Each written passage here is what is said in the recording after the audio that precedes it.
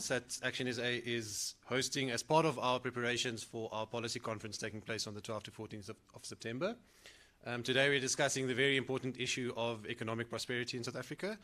I think as we all know, South Africans are struggling, the economy is struggling, and we see small growth percentages of 0.4%, and unfortunately our government acts like that is something to celebrate, and I think we all know that that is not. South Africa needs a significant departure from our current trajectory to address the real socio-economic issues that we face as a country. So today we are discussing kind of the solution, some of the solutions that we can bring into our policy discussions around South African economic growth, and how we can change the trajectory with interventions that are truly aimed at making a difference. ActionSA's policy approach is very much focused or anchored in pragmatism. We understand that South Africa has many, many problems, but we also have extremely limited resources, so we need to focus on the policy levers that really have the highest potential of making real and significant change. So this approach that we are following is new in South African politics. We acknowledge that as a political party, we do not have all the answers. We really need to rely on expert South Africans and passionate people that really care about the country and want to see the trajectory of the country change. So today is part of that process, and that we're trying to make sure that we work together as a nation to solve our problems. I think the one thing that we always need to realize is that there's no single leader or group of leaders in South Africa that will change the trajectory of a country. It's going to take thousands and thousands of leaders across all sections of society to make sure that we progress as a nation. So before we start, I just wanted to apologize, or we've received apologies, unfortunately, from Mr. Ray Hartley, and who had to travel internationally for some urgent business, and Mr. Wandile Sihlobo, unfortunately, had to attend presidential matters today, so unfortunately could not. We received a mail from him at midnight that he has been called to the Presidential Advisory Council, so he was unfortunately not be able to join us today. But we still have a group of great experts. Mr. André Krige is from the Private Public Partnership Training Online, and he will be discussing private-public partnerships, which is one of our core elements of ActionSA policy approach, that to increase the cooperation between the public sector and the private sector to address some of our problems. And as Mr. Kruger will tell us, is that the idea that we have in South Africa about these kind of arrangement is a bit outdated, and there's a lot of, it's not about outsourcing, it's about working together. Mr. Stephen Kaplan will talk to us about economic infrastructure in South Africa and the important role that plays in building our economy. Then Mr. Roodt will join us a bit later. He just had a visa appointment this morning in Pretoria, so he'll be a little bit late, and he'll just talk to us about the macroeconomic trajectory of South Africa. We will also then have a presentation by ActionSA President, Mr. Herman Mashaba, and that will just talk a little bit more about ActionSA's vision for our economic policy. And our Director of Governance, Mr. Dr. Nasiphi Moya, will talk about the role of local government in economic growth. So just a few words from my side. I think I just want to express our gratitude and appreciation to all the experts that are taking part today and taking part in general in this conversation. The expert-led roundtables is part of our multi-pronged approach to policy development. We've been at this for 3 years. This isn't something that's brand new. We started this whole process with the People's Dialogue just before the pandemic hit, where we engaged with, I think we received 125,000 substantive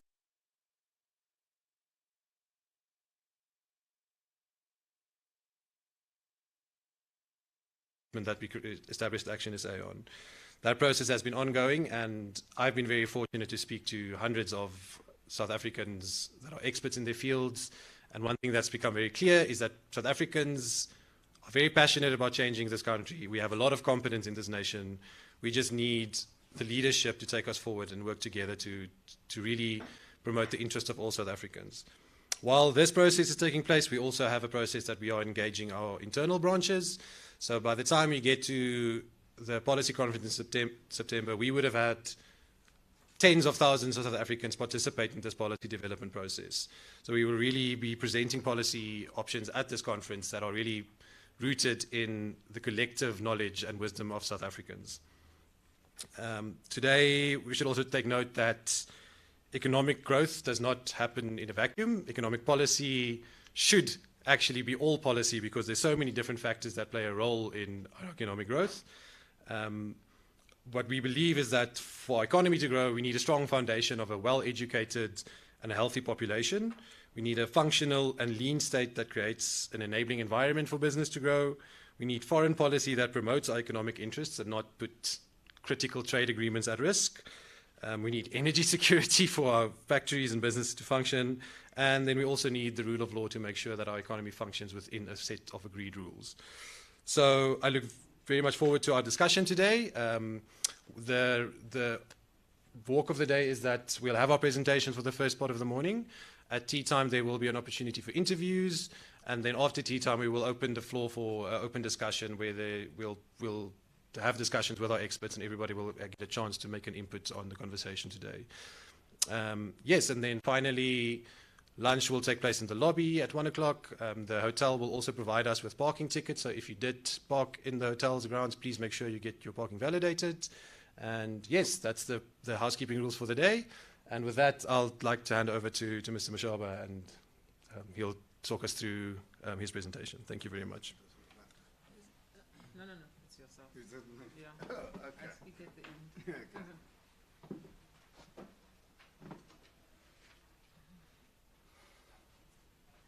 Johann, is that his presentation? Yes. Is it going to fly? Is it going to, is my presentation going to be on? It's not. How do you get my presentation on? Okay, thank you. Oh, to move it. Okay, thank you. Good morning, everyone. Thanks to my colleagues from ActionSA. Thank you, the experts who've agreed to really be part of this historic initiative. Thank you to members of the media for gracing us with your presence.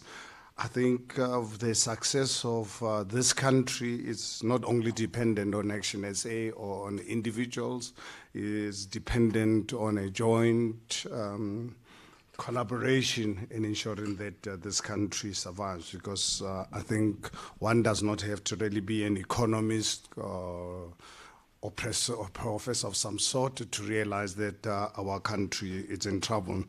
So Stephen and André, thank you so much for really availing yourself to assist us, because we are aware as ActionSA that we don't have the answers to this matters. As Johann has already indicated, when people asked me to start a political party, was one of the most daunting tasks, because I said to myself, where on earth do I begin?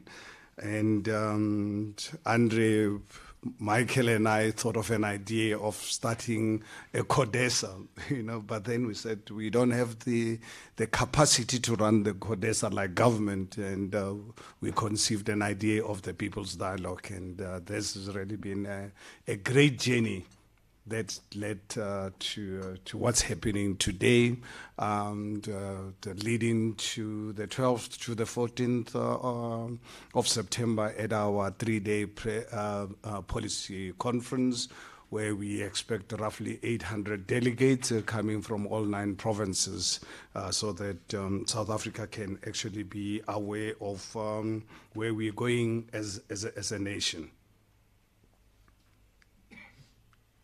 This is not working, Johann. Where do I move? Even there, you can toggle here, I think. Yeah, okay, let me use this. Okay, but it's not showing there. So you'll have to just really follow to me. Okay, is it showing now? Yeah. It's BBT. Yeah, please, I always... every time I talk to my colleagues, when it comes to technology, I always tell them to bear with me. I was born in a small village called Haramutsi, so we had no electricity. All these things are foreign to me, So please bear with me sometimes when it comes to technology. I think as ActionSA, We last year, Senate went on a strat session, and we developed what we call a South African dream. And I think this dream was launched a few months ago at a factory where I started Black Like Me in 1985. We had a press conference there. And the reason why we started it at this factory in Mabopane, 200 square meters, I think a factory almost the same size of this room. We wanted to actually show South Africans that it is possible. Your circumstances or your background is not the determinant of your future.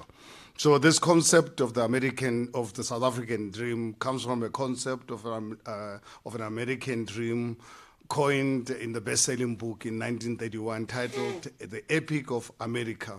That dream of a land in which life should be better and richer and fuller for everyone, with opportunity for each according to ability or achievement. Essentially, the belief that anyone, regardless of the way they were born or what race or class they were born into, can attain their own version of success in a society in which upward mobility is possible for everyone. This, fellow South African, is ActionSA South African dream, our vision for this nation that's traumatized heavily. No, it doesn't move. Which one do I move? Which one? Oh, yeah, okay, let me rather use this. An economic dream, just imagine a South Africa that has reclaimed its position among the leading developed economies of the world. Our economy will be resilient and grow equitably, providing access to economic opportunity for all and allowing businesses to grow unimpeded by overregulation. Inequality will ever be decreasing, and all South Africans will be genuine counterparts in a dynamic and vibrant economy. What are the foundations of our economic dream as ActionSA? And obviously there are lots more. But I've just obviously, for the purpose of this morning and time constraint, just really wanted to really focus on this because they are the ones close to my heart as a businessman over many years. I believe the rule of law is crucial, and I will elaborate on this. Policy certainty, something that South Africa has lacked over the last 29 years. I think we operate in an environment where there's no policy certainty. And obviously to get investment in any economy without policy certainty, that's why we sit with the highest sustainable unemployment rate in the world. I think we need fair labor practice. Labor has got a role to play, but I believe we need fair labor practice. We need equal opportunity, not equal outcome, and I will elaborate. Quality education, I think for me, it's not negotiable. How do you compete with the Japanese, with the South Koreans? I just spent 2 weeks, about a few weeks ago. I was overwhelmed by my experience. It was my second visit to Japan. I was in Japan about 30 years ago. And I went back there, and I actually spent a week in Tokyo. I look at Tokyo and New York, and I've been more than 30 times to New York. You know, Tokyo and if I compare it to New York, for me, New York is like a third world city. By my standards, I mean, it's incredible, you know, but it's through education. And the very same thing happened in South Korea, the country which has been at war since what, 1950, somewhere there. They spend a day at the demilitarized zone. It's a country that has got a potential to be at war anytime. But you look at the two countries, South and North, and how South Korea has developed. I think it's because of their focus on education. And social cohesion. You know, when I voted in 1994, I was really quite excited because something that I never thought would really be possible, that I'll one day live in a country where all of us are South Africans. Unfortunately, 29 years later, my personal experience, I have a feeling that we are more divided as South Africans than we were in 1959 when I was born under HF Roodt. And I'm saying, no, something is not right. There's just no way you can build an economy where government actually gets its own people to pit against each other. If you want an economy to grow, social cohesion is very important. And then let me then obviously elaborate on the issue, starting with the rule of law. No country can ever flourish in an environment of chaos and anarchy. And right now, honestly, fellow South Africans, I don't think anyone can dispute the fact that we've got anarchy all round. And our economic prosperity is dependent on the rule of law. The rule of law is central to a functional economy, creates trust between government, social and economic actors. Critical for business confidence, full utilization of public funds. So if we are not going to commit to the rule of law in this country, then we must accept the consequences of a dysfunctional economic system. And that's something that, for some reason, our current government survival is dependent on creating chaos. Because honestly, we're in a chaotic kind of environment. When it comes to policy certainty, investment is a function of a risk. When someone in New York or in Sydney or Tokyo, when they make investment decision, they look at the risk. And policy certainty is really very crucial. Policy uncertainty increases risk and undermines business and investor confidence. We must move away from risk rent-seeking political leadership towards a policy environment that focuses on long-term stability, that mitigate risks. Establish clear goals, interventions, and assessments. Coming to our fair labor laws, what personally, and I'm unapologetic about this, it's a fight I've been really fighting for years. I remember engaging our first Minister of Labor under Nelson Mandela, Tito Mboweni, about the type of labor regime that we're introducing. And I said to them, you are going to destroy businesses, particularly small businesses. And where are small businesses today? That's why we sit with, as I say, the highest unemployment rate in the world. Labor, South Africa needs a new way of thinking about our labor laws. We cannot protect the employed at the expense of the unemployed. Government has got a role to protect everyone. When you're government, you are not government for the employed or unemployed. You are government for everyone. But unfortunately, our current government, because of their relationship with COSATU, it's toxic for this country. It's a case, actually, as far as I'm concerned. Protection of employee rights. It's a critical function of union, but we cannot tolerate unions' overreach and political dominance like we see in our country today. We need to make employment more accessible while maintaining workers' rights. These are not mutually exclusive, and it's a fact.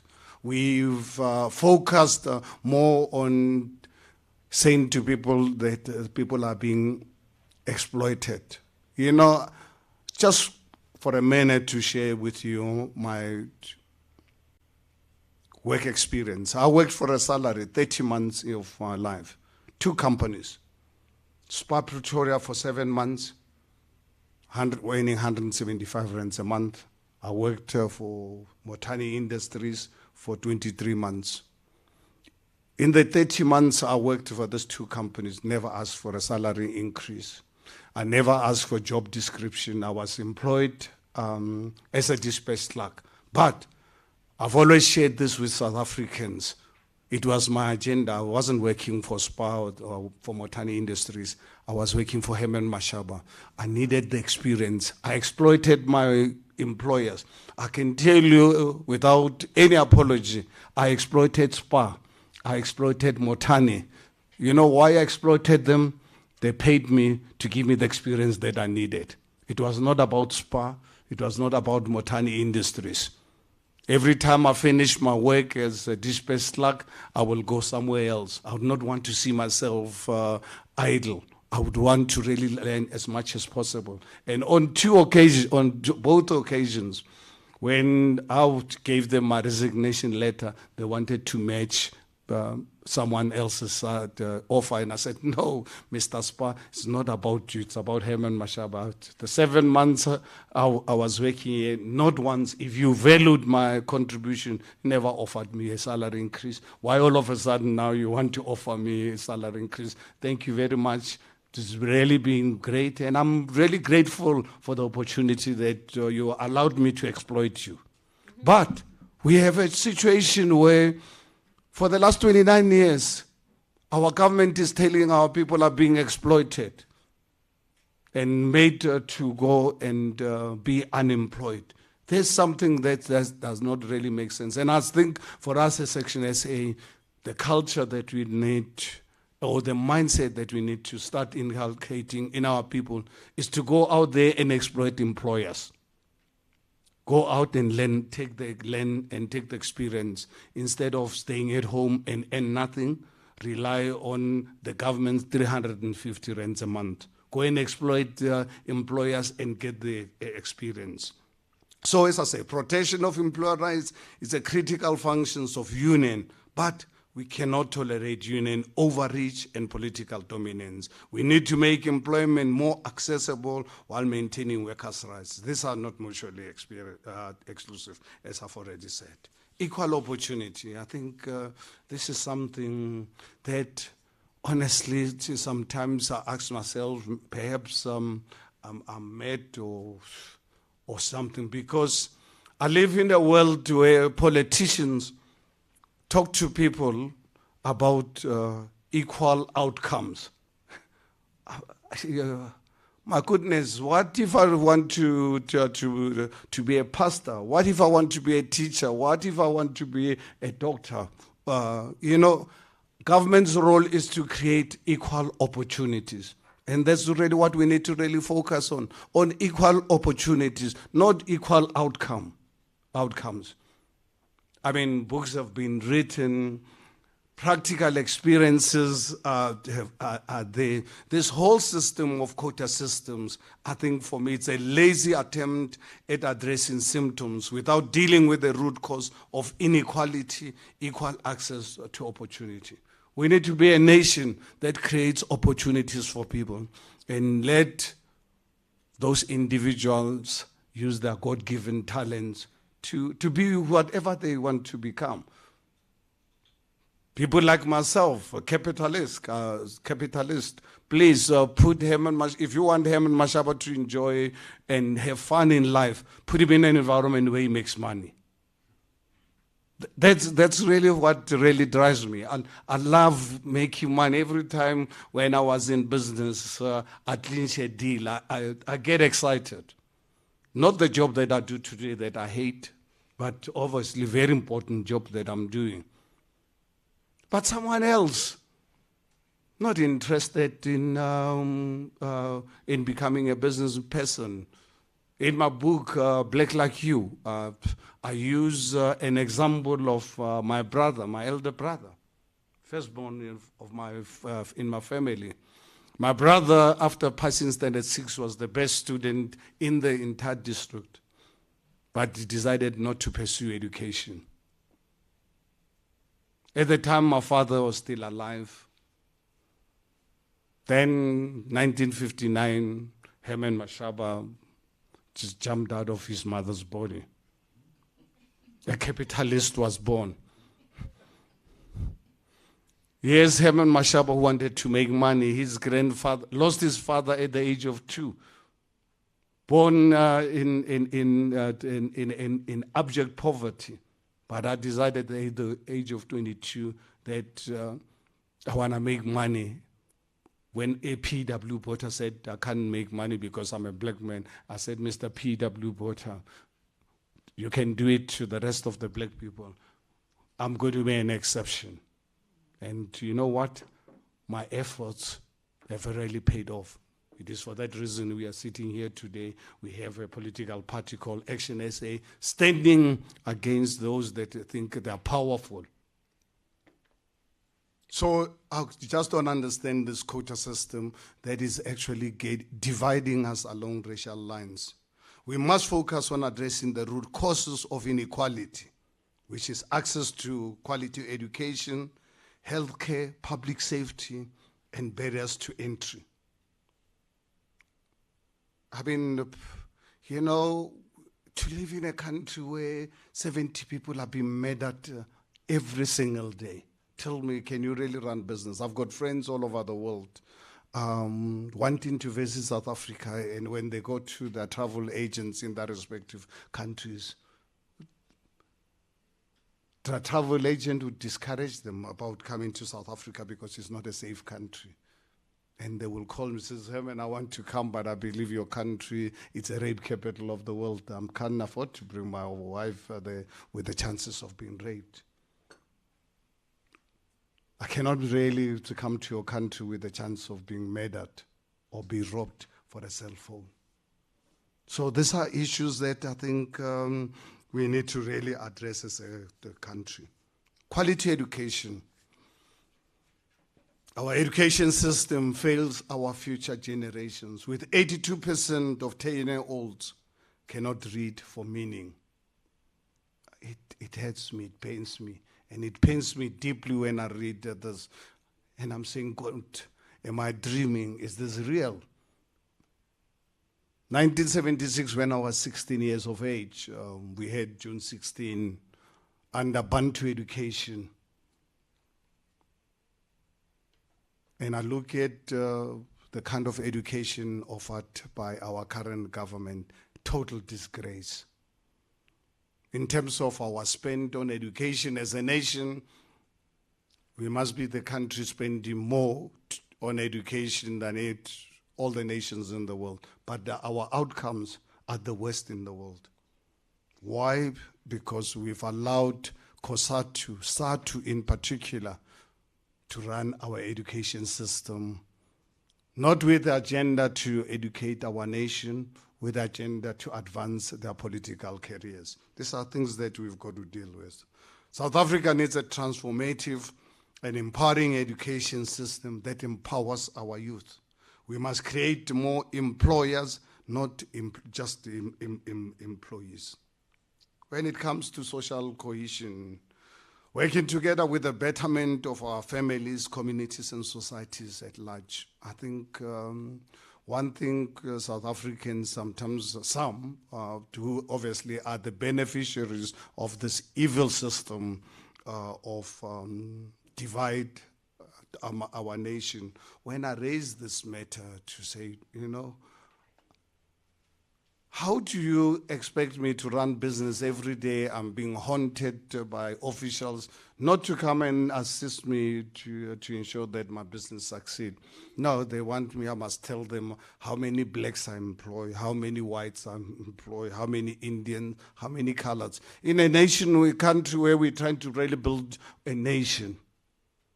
In a country where the economy it's underperforming. We just really had the results last week. 0.4% economic growth. In a country where we have the highest sustainable unemployment rate in the world, particularly our youth. But our government is focused on actually dividing us along racial lines. Research shows the importance of family as a vehicle for social and economic empowerment of individuals. You know, I don't know about you fellow South Africans, when when I see the number of our children, age of 12, 13, being mothers, children being made to be mothers and being rewarded by government, I can tell you, given an opportunity, anyone impregnating a child under the age of 16, for me, is statutory rape. And I will regard them as rapists because they are rapists. But in our environment today, we actually reward this behavior. How many of us know young girls or young children, before they reach 20, they've already got 3 children? Almost 35% of our kids and youth in this country don't know who their fathers are. And there's enough research done that children born in a family unit, they've got a better chance of what we're seeing happening today in our country. These are not things that, honestly, as a country, we need to reinvent. They are there. We've got the facts. That's why we see the level of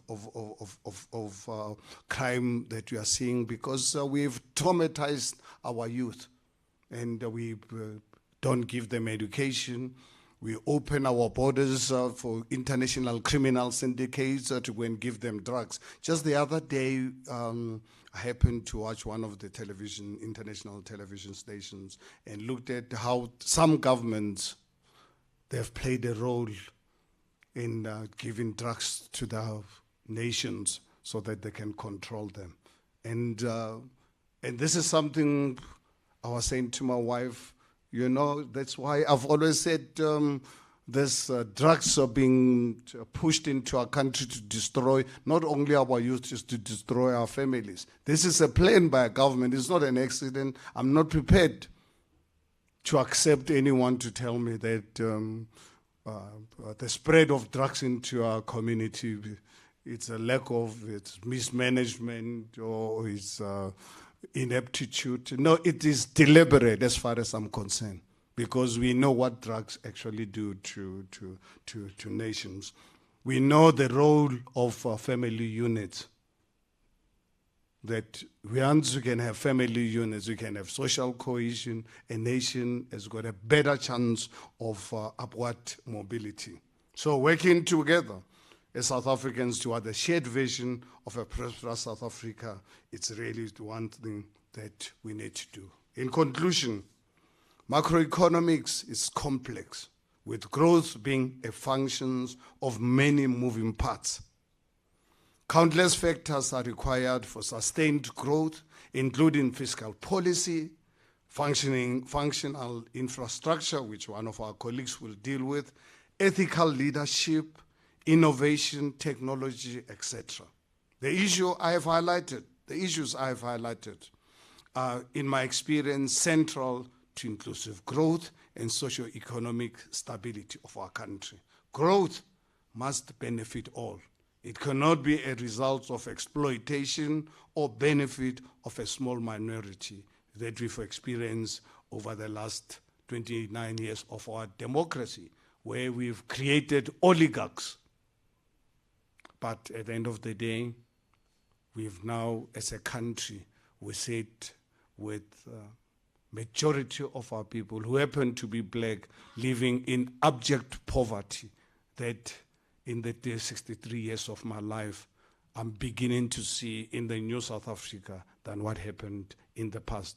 And I hope that as we move towards our policy conference on the 12th to the 14th of September, these are the things that we've got to take into consideration if we're serious about seeing South Africans prosper. We deal with inequality, we deal with social cohesion, we deal with the rule of law. We make sure that our children, our youth, get the best education ever. Thank you very much to everyone for giving me this opportunity.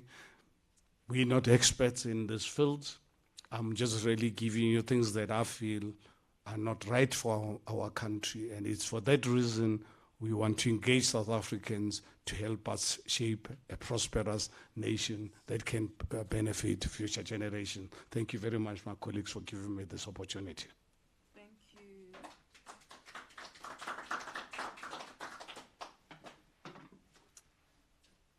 Thanks very much, Mr. Mashaba. Good morning, everybody.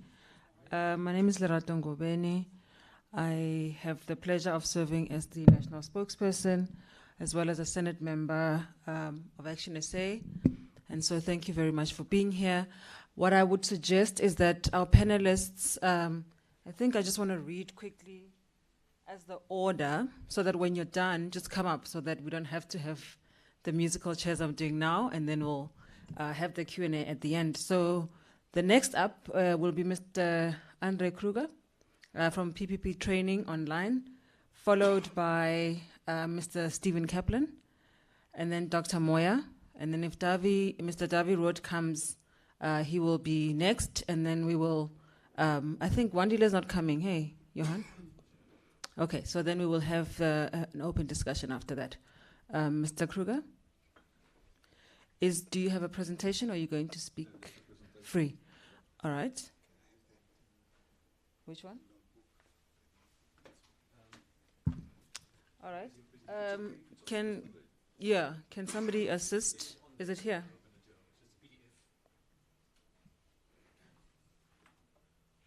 Okay, there we go. If somebody can project, thanks. Can I check the timing? 15 minutes? 15 minutes. 15, 20. I'll help you. Don't worry about it. I will help you. We have time. Yeah, we're fine. So I'll start in the meanwhile. Thank you very much for the opportunity, colleagues. Oh, they need you. Okay. So you are vertically advantaged. So I will, unlike some of us. So being in South Africa, we don't need to be of equal height. How does that work? Is that okay? Sound right? Just say hello. Hello? Hi. Sound good? Is that okay? Okay. Thank you very much. So thank you very much, colleagues, for the opportunity to participate here today. Thank you, Herman, for the opportunity. Just very briefly, I'm an ex-banker. Maybe I'm still a banker at heart. And when Herman spoke about risks, many things crossed my mind that is relevant in the PPP space. So just before I start off with the presentation, one or two stories, so to speak, what happened in the recent weeks.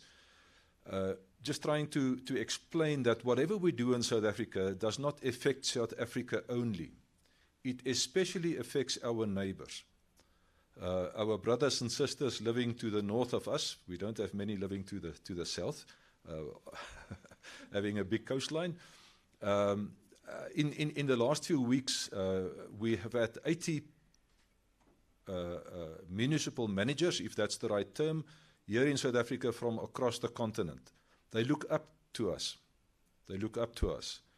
Sitting in that conference, participating in the conference, they laughed at us when the power did go down 3 times during one of the days. They really said, what happened to you, our brothers? Just last week I was in Botswana, and we trained the Water Utilities Corporation in Botswana through the World Bank PPP training program. And they confirmed that they look up to us as their big brothers. So similarly in PPPs, none of the projects that we may develop as PPPs operate in isolation. Even a project operates within a bigger environment, social, economic, macro environment. And so I just wanted to leave you with this message, that whatever we do in South Africa affects our neighbors. It affects the bigger Africa of what we do. So if we do bad, it affects them negatively. You would know that the African Development Bank recently published a report about economic growth on the continent, and they said that South Africa is holding back economic growth on the continent.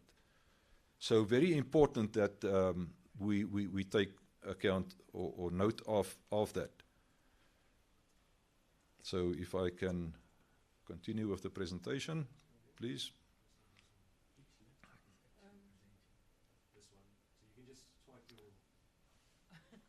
Okay, done. Thank you. Okay, so we are going to talk about PPPs today. This is actually quite a deep subject. We have a limited time, and that's fine. So we will touch on some of the principles relevant to PPP. So firstly, public-private partnerships represent an alternative procurement methodology. It represents an alternative procurement methodology. That means that not all infrastructure or service-related projects need to be developed on a PPP basis. Even in countries that are very heavily involved in alternative procurement through PPPs, a maximum of 20-25% of the procurement happens through a PPP procurement methodology. In South Africa, that percentage is below 3% compared to GDP. So we have got a lot of fiscal space. That's what it means. So from a fiscal perspective, a few years ago, about 2 years ago, the National Treasury said that, listen, we will be able to accommodate approximately 9% compared to GDP on PPP transactions. It's all about the fiscal space that we have. So there's a huge fiscal space to create further projects. So maybe just a question at this stage. How many PPP projects do we have in South Africa? Anybody just want to take a guess? How many PPPs do we have in Africa? Thousands, hundreds? About 500 on the continent. In South Africa, approximately 160 PPPs, successful PPPs. South Africa has had a PPP framework since the late 90s, early 2000s, both for national, provincial, and then municipal government. At that stage, we were the leaders on the continent. We were really by far the leaders on the continent. By now, I guess there's about 500 PPPs in Africa. There's another 500 in development, and most of them outside of South Africa. Just in the water space, as a matter of interest, in Egypt, they are developing 45 desalination projects. How long has it taken South Africa to develop one desalination project, either in the eThekwini or Cape Town metros? More than 10 years, and we still haven't got anything on the ground. In Kenya, they're developing 30 new dams on a PPP basis. Coming closer to home, in Angola, 4 new water PPPs are in development. In Botswana, where I was last week, 2 major water PPPs, taking water from the Zambezi, and secondly, reuse wastewater in Gaborone. In Mozambique, more water PPPs. So the African market is alive. Only 10 African countries does not have PPP legislation or policies. Maybe enough about that. So let's move on. I'm going to deal with a few quick issues here. This is more for background purposes. The Certified PPP Professional Program that we train. It was developed by the World Bank, quality and examination done by APMG. 3 courses, you become a PPP professional once you have concluded this. 10,000 candidates worldwide already completed these courses. In Africa, we have trained plus 700 candidates already since early 2017. And candidates from about 32 African countries have participated. This Water Utilities Corporation of Botswana is probably the utility in Africa with the most CP3P professionals in Africa. Many more people has been qualified in Botswana than in South Africa. Okay, enough about that. So a little bit deeper into the context of when do you use PPPs? What are the key principles? So I'm starting at the top. Within the public financial management regime, you will find that some countries will have included in their public investment management processes the consideration of making use of PPP as a procurement methodology.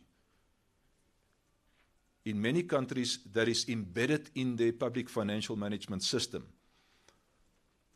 What that means is that you consider both. You will first develop a pipeline of infrastructure projects that you want to develop. Then you will prioritize this pipeline and you will consider either procuring assets or services through a traditional or a PPP procurement mechanism. So it's an alternative to the traditional procurement mechanism where government provides all the detailed input specifications. In PPP, you don't do it that way. You allow the private sector all the innovation that is possible to generate. You allow them to, you actually only give them the output specification. So if I can use Tshwane House in Tshwane Metro as a PPP, so in that case, the then mayor, just before the Football World Cup, said, I wanted the White House of Africa. And I suppose it was aspirational. It's a showcase. The World Cup was a very big event, and we've got South Africa on the card. So he wanted the White House of Africa. So it's that type of output specifications that you give to the private sector. They will design, build and maintain, and they will try and minimize the operational cost right throughout the project. Enough about that. In PPPs, the whole goal is to make use of modern asset management, so that's coming back to the engineering fraternity. It's all about modern asset management principles where you try and lower the operational costs. Not just every year increase the cost with inflation. That's happening in a big part of the world, not only in South Africa or in Africa. You could include in PPPs also for the private sector to attain net zero targets. You can actually fast track attaining those targets through making use of PPP procurement mechanisms. I've already touched on decreasing operational cost, and you can even include making the private sector responsible to include in their project new technologies on a continuous basis. So they don't have to be stuck with one type of technology for the complete project. In PPPs, it's all about integrated capital planning, meaning that it is all about, what happened to the slides? Oh, there it is. It's all about the integration of the engineering and the financial requirements. And you do that with the whole view of optimizing value for money for government. So a question, just to make sure I've got your attention. What would be the key output that we are looking for in PPPs from a government perspective? And the short answer is we are looking for value for money.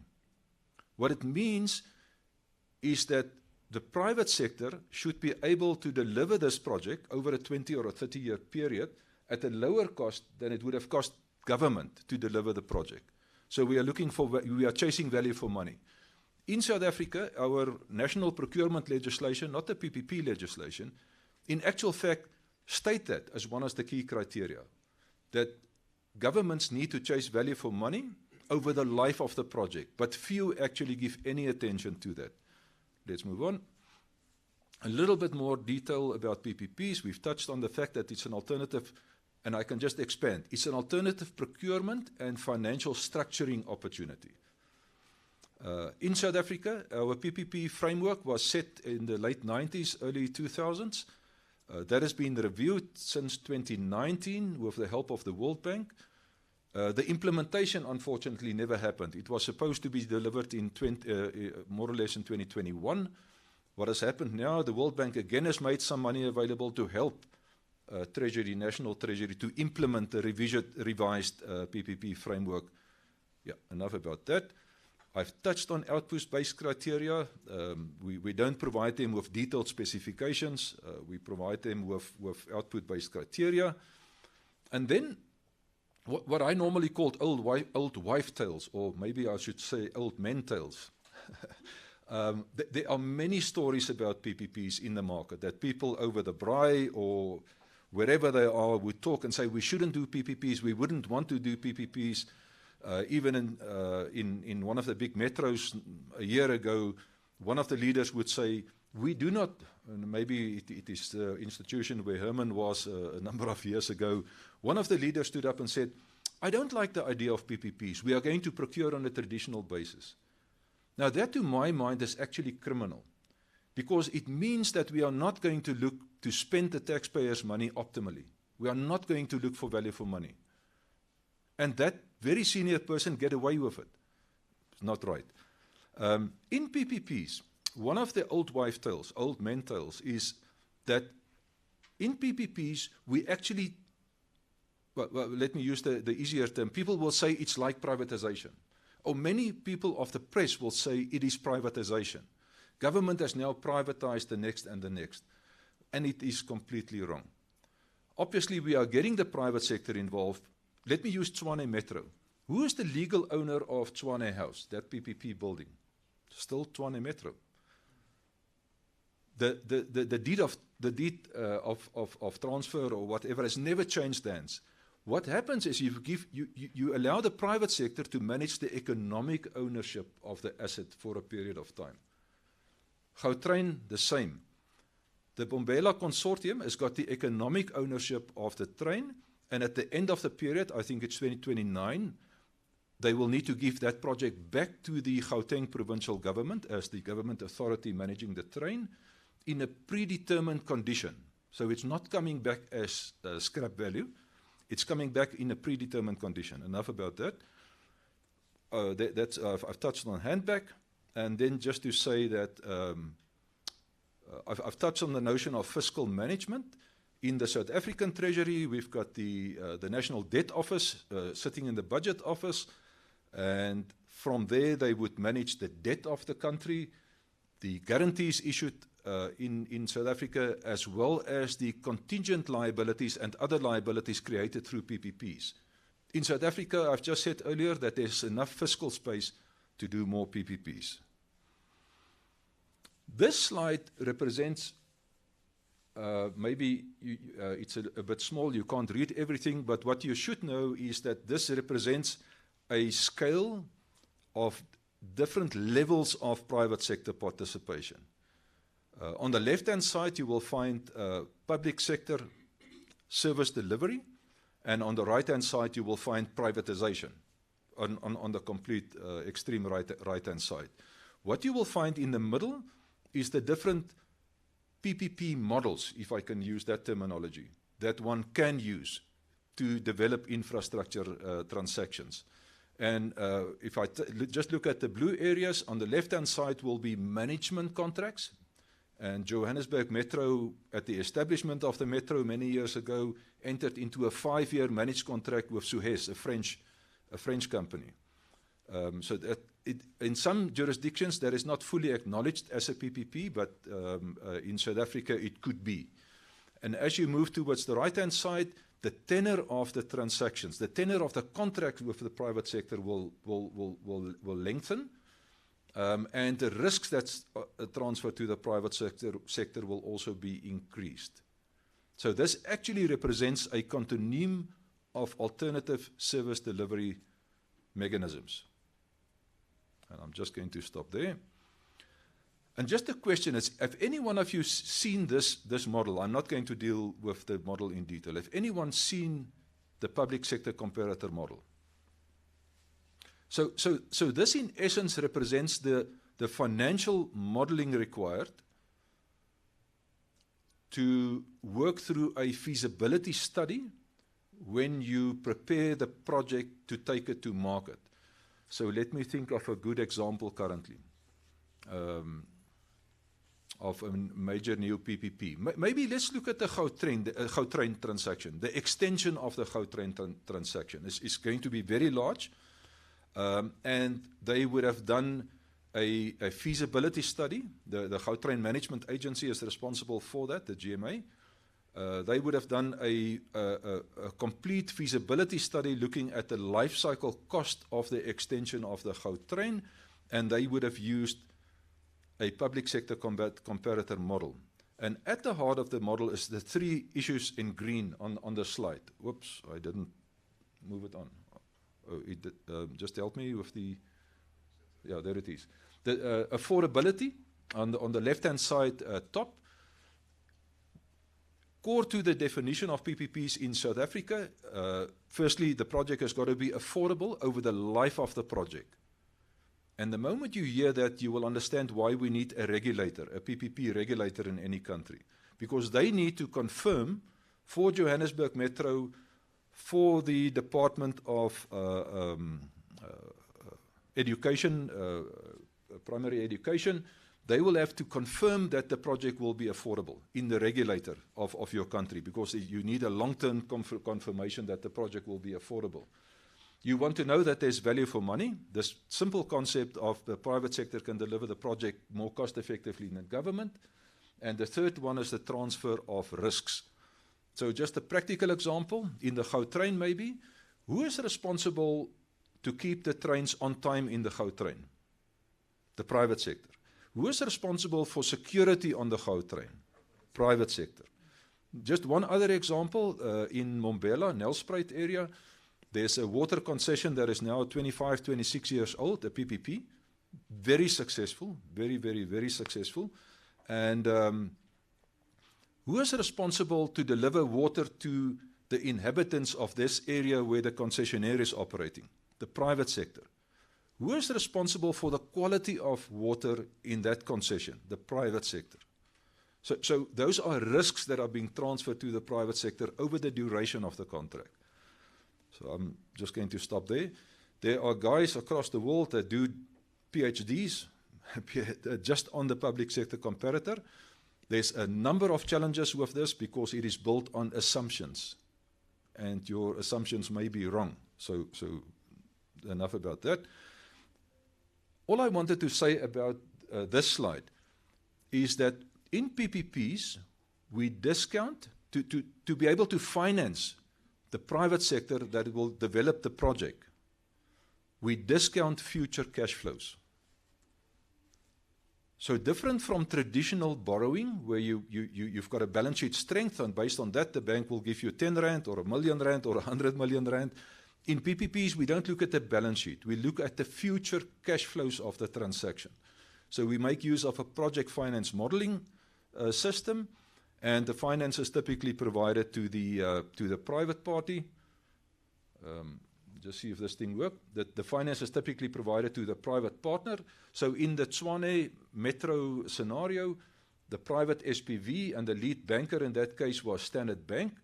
It was more or less a 2 billion rand transaction. Standard Bank will never finance the project on its own.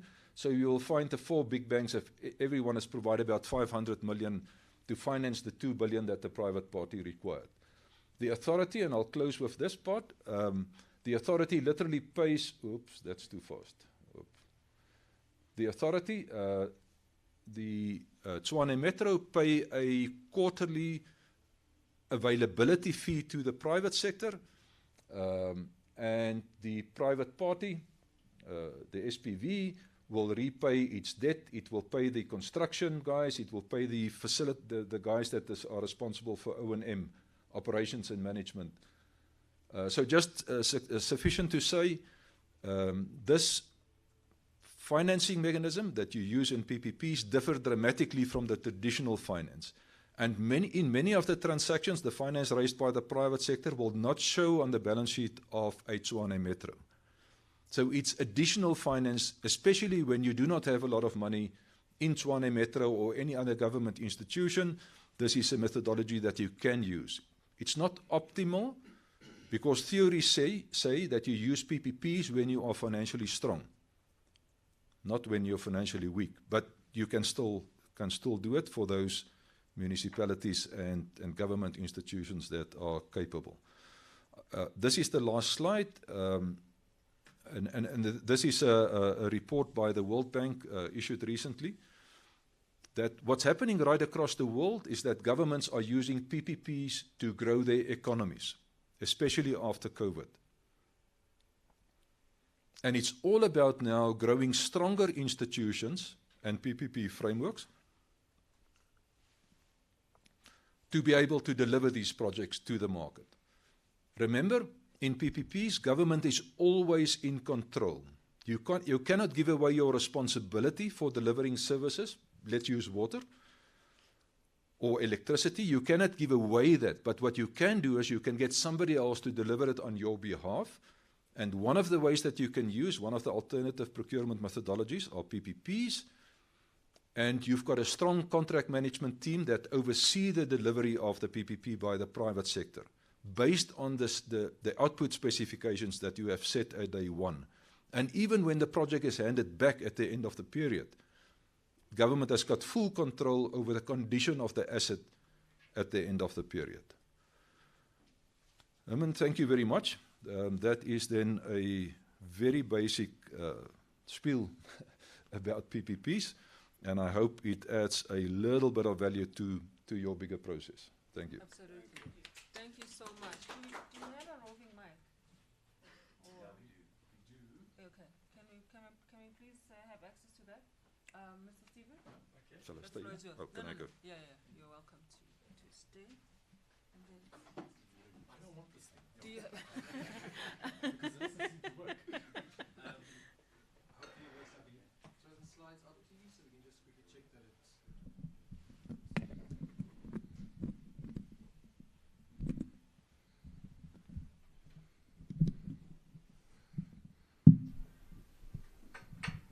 Thank you so much.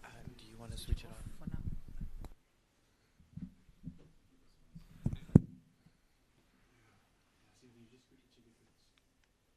Perfect. Right. Okay.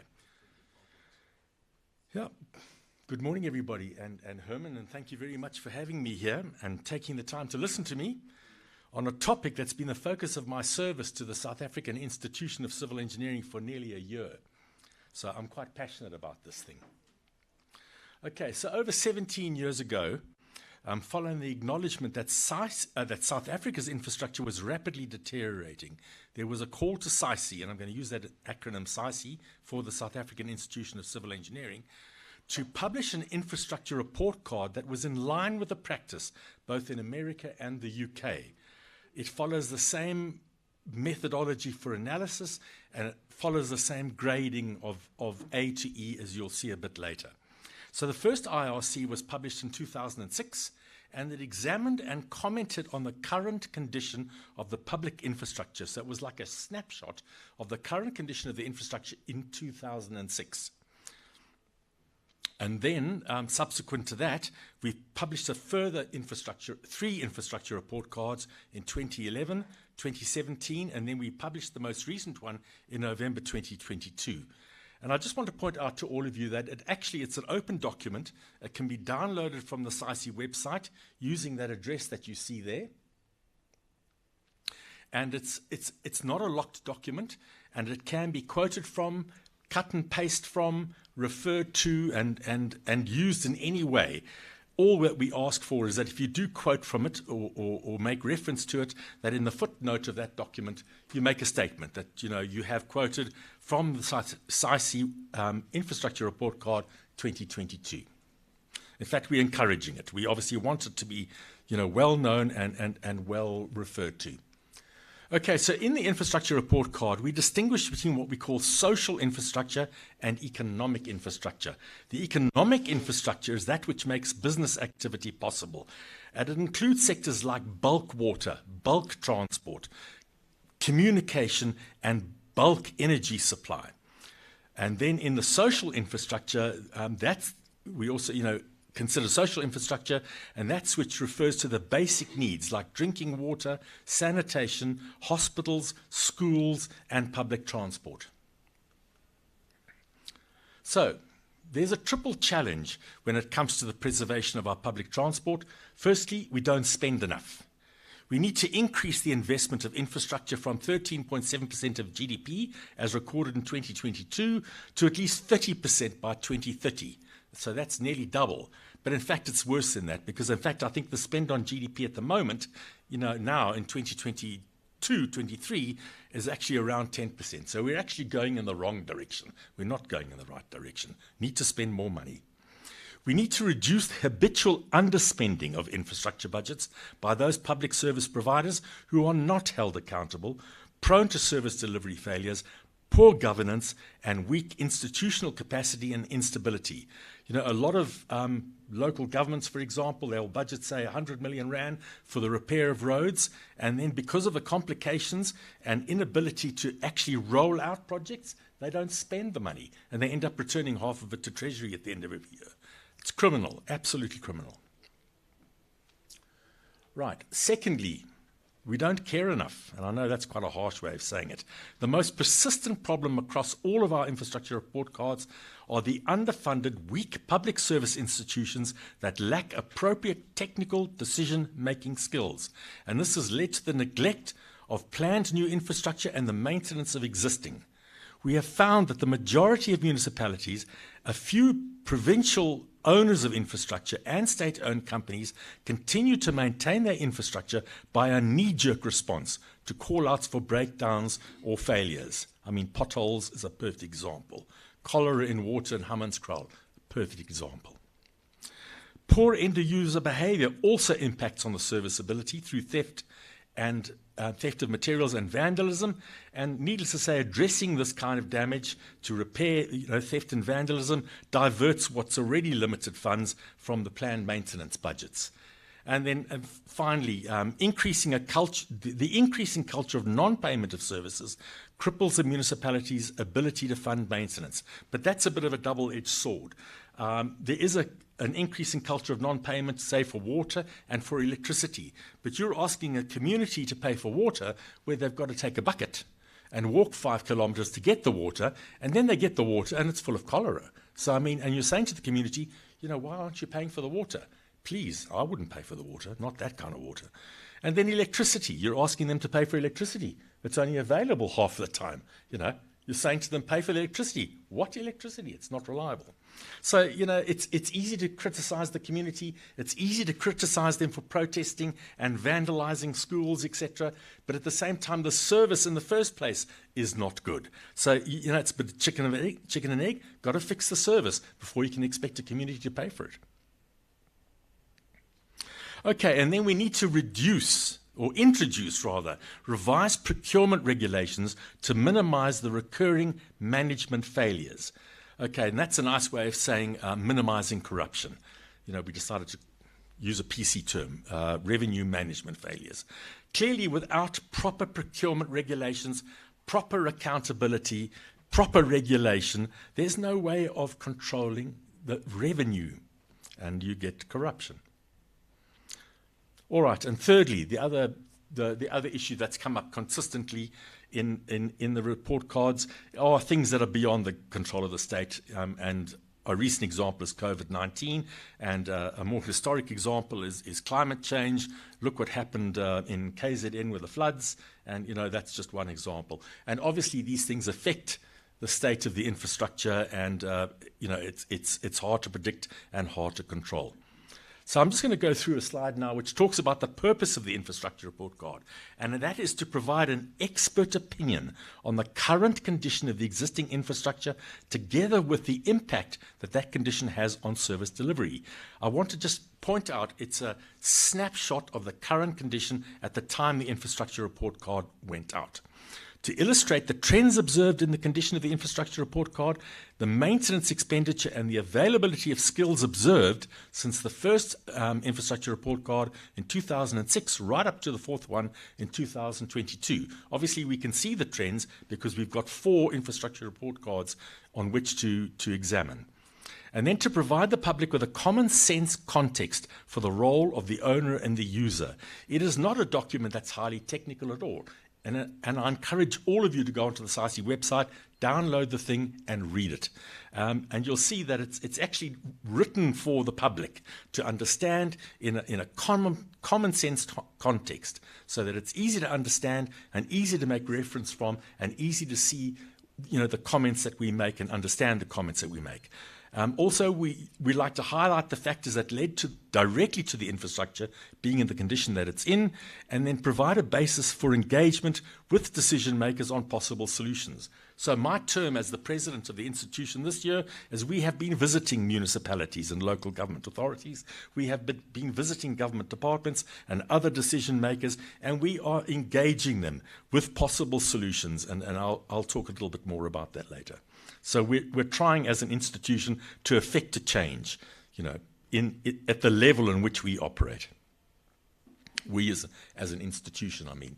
Right, so the value of the IRCs lies in their ability to inform and influence macro-level planning, to lobby for infrastructure funding, to stimulate debate. there again, on the condition of the infrastructure and the effect that it has on the quality of life and on the economy, and to highlight the actions that we believe are necessary to improve the condition of the nation's infrastructure and hence the quality and reliability of service delivery. So now I'm going to talk a little bit about the infrastructure report card in more detail so you get some idea of what it is. Okay, we examined 14 sectors in the 2022 infrastructure report card.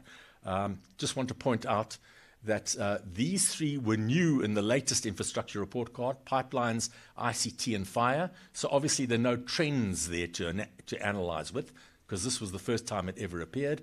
But you can see how also the infrastructure report card has grown over the years. In the first one we had 21 subsectors, and now it's increased to 32 subsectors in the last infrastructure report card. So it's actually gone up by 50% in the depth in which we examine the sectors and the subsectors.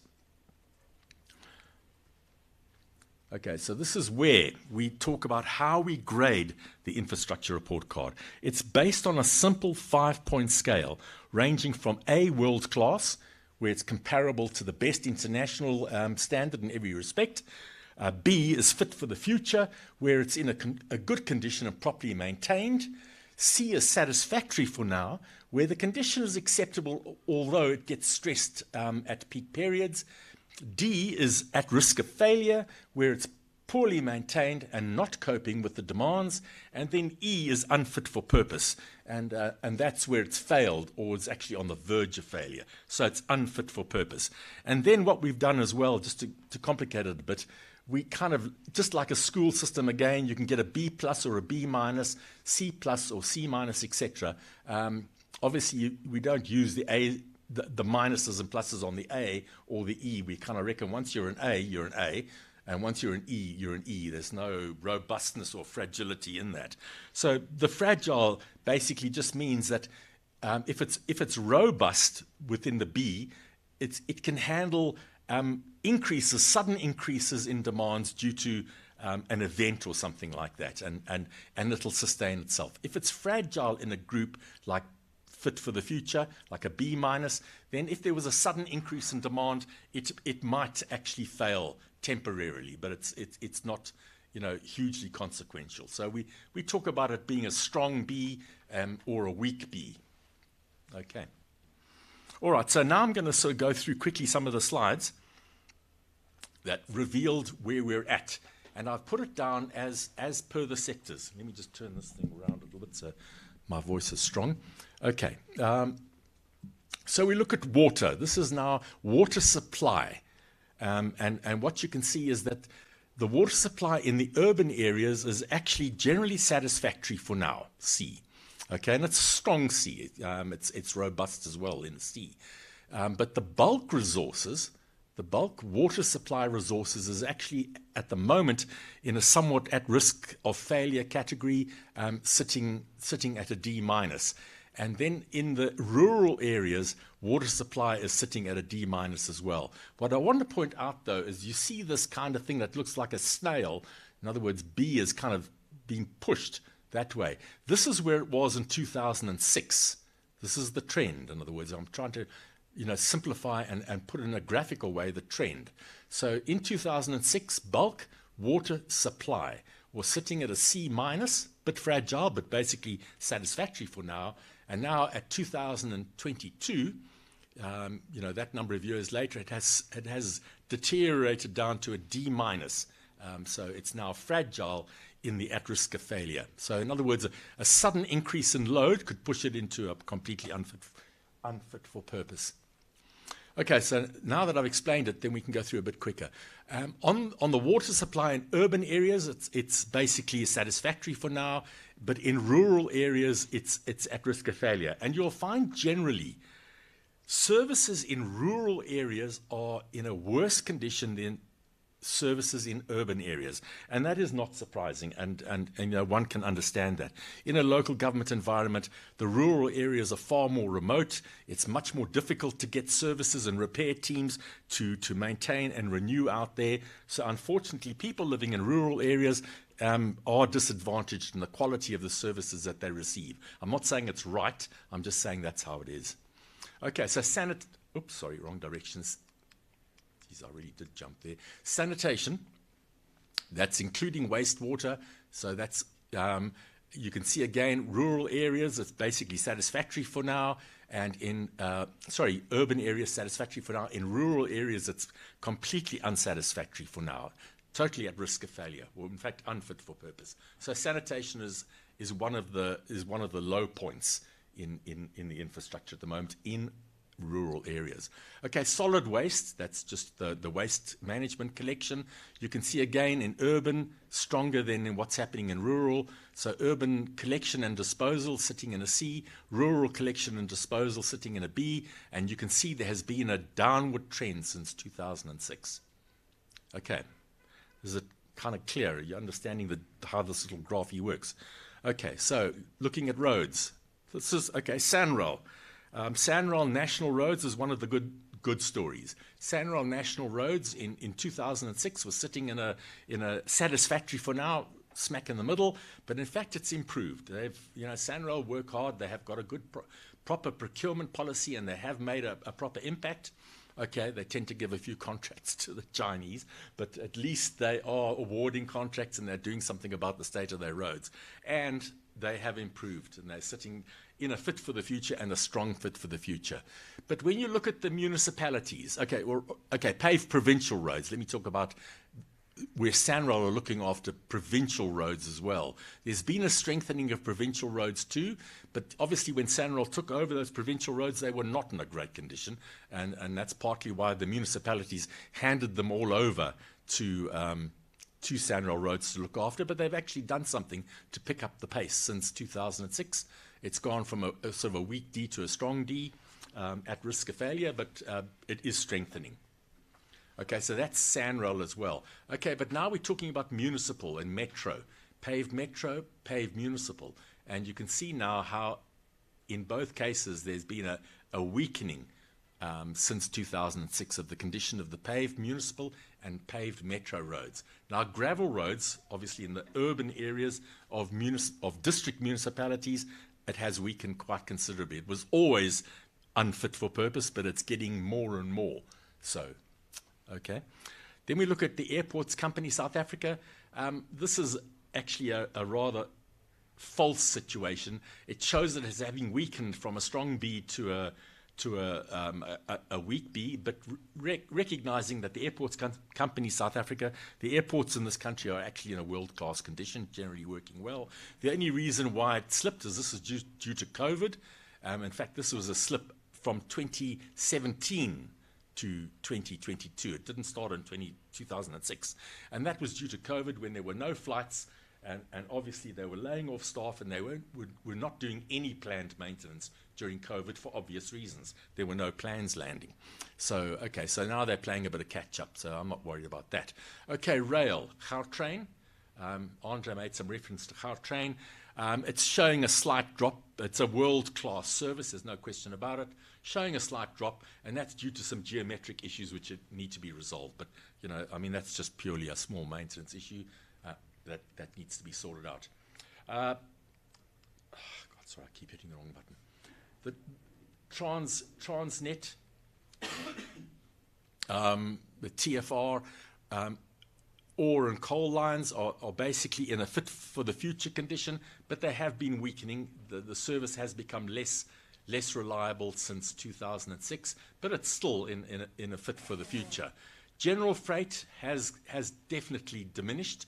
It was satisfactory for now, strong, and now it's weak. And what's actually happening, and you all know this and you've all been reading it, things that were being moved by general freight on rail, because of the unreliability of the rail service, what's happening? They are now moving it by truck.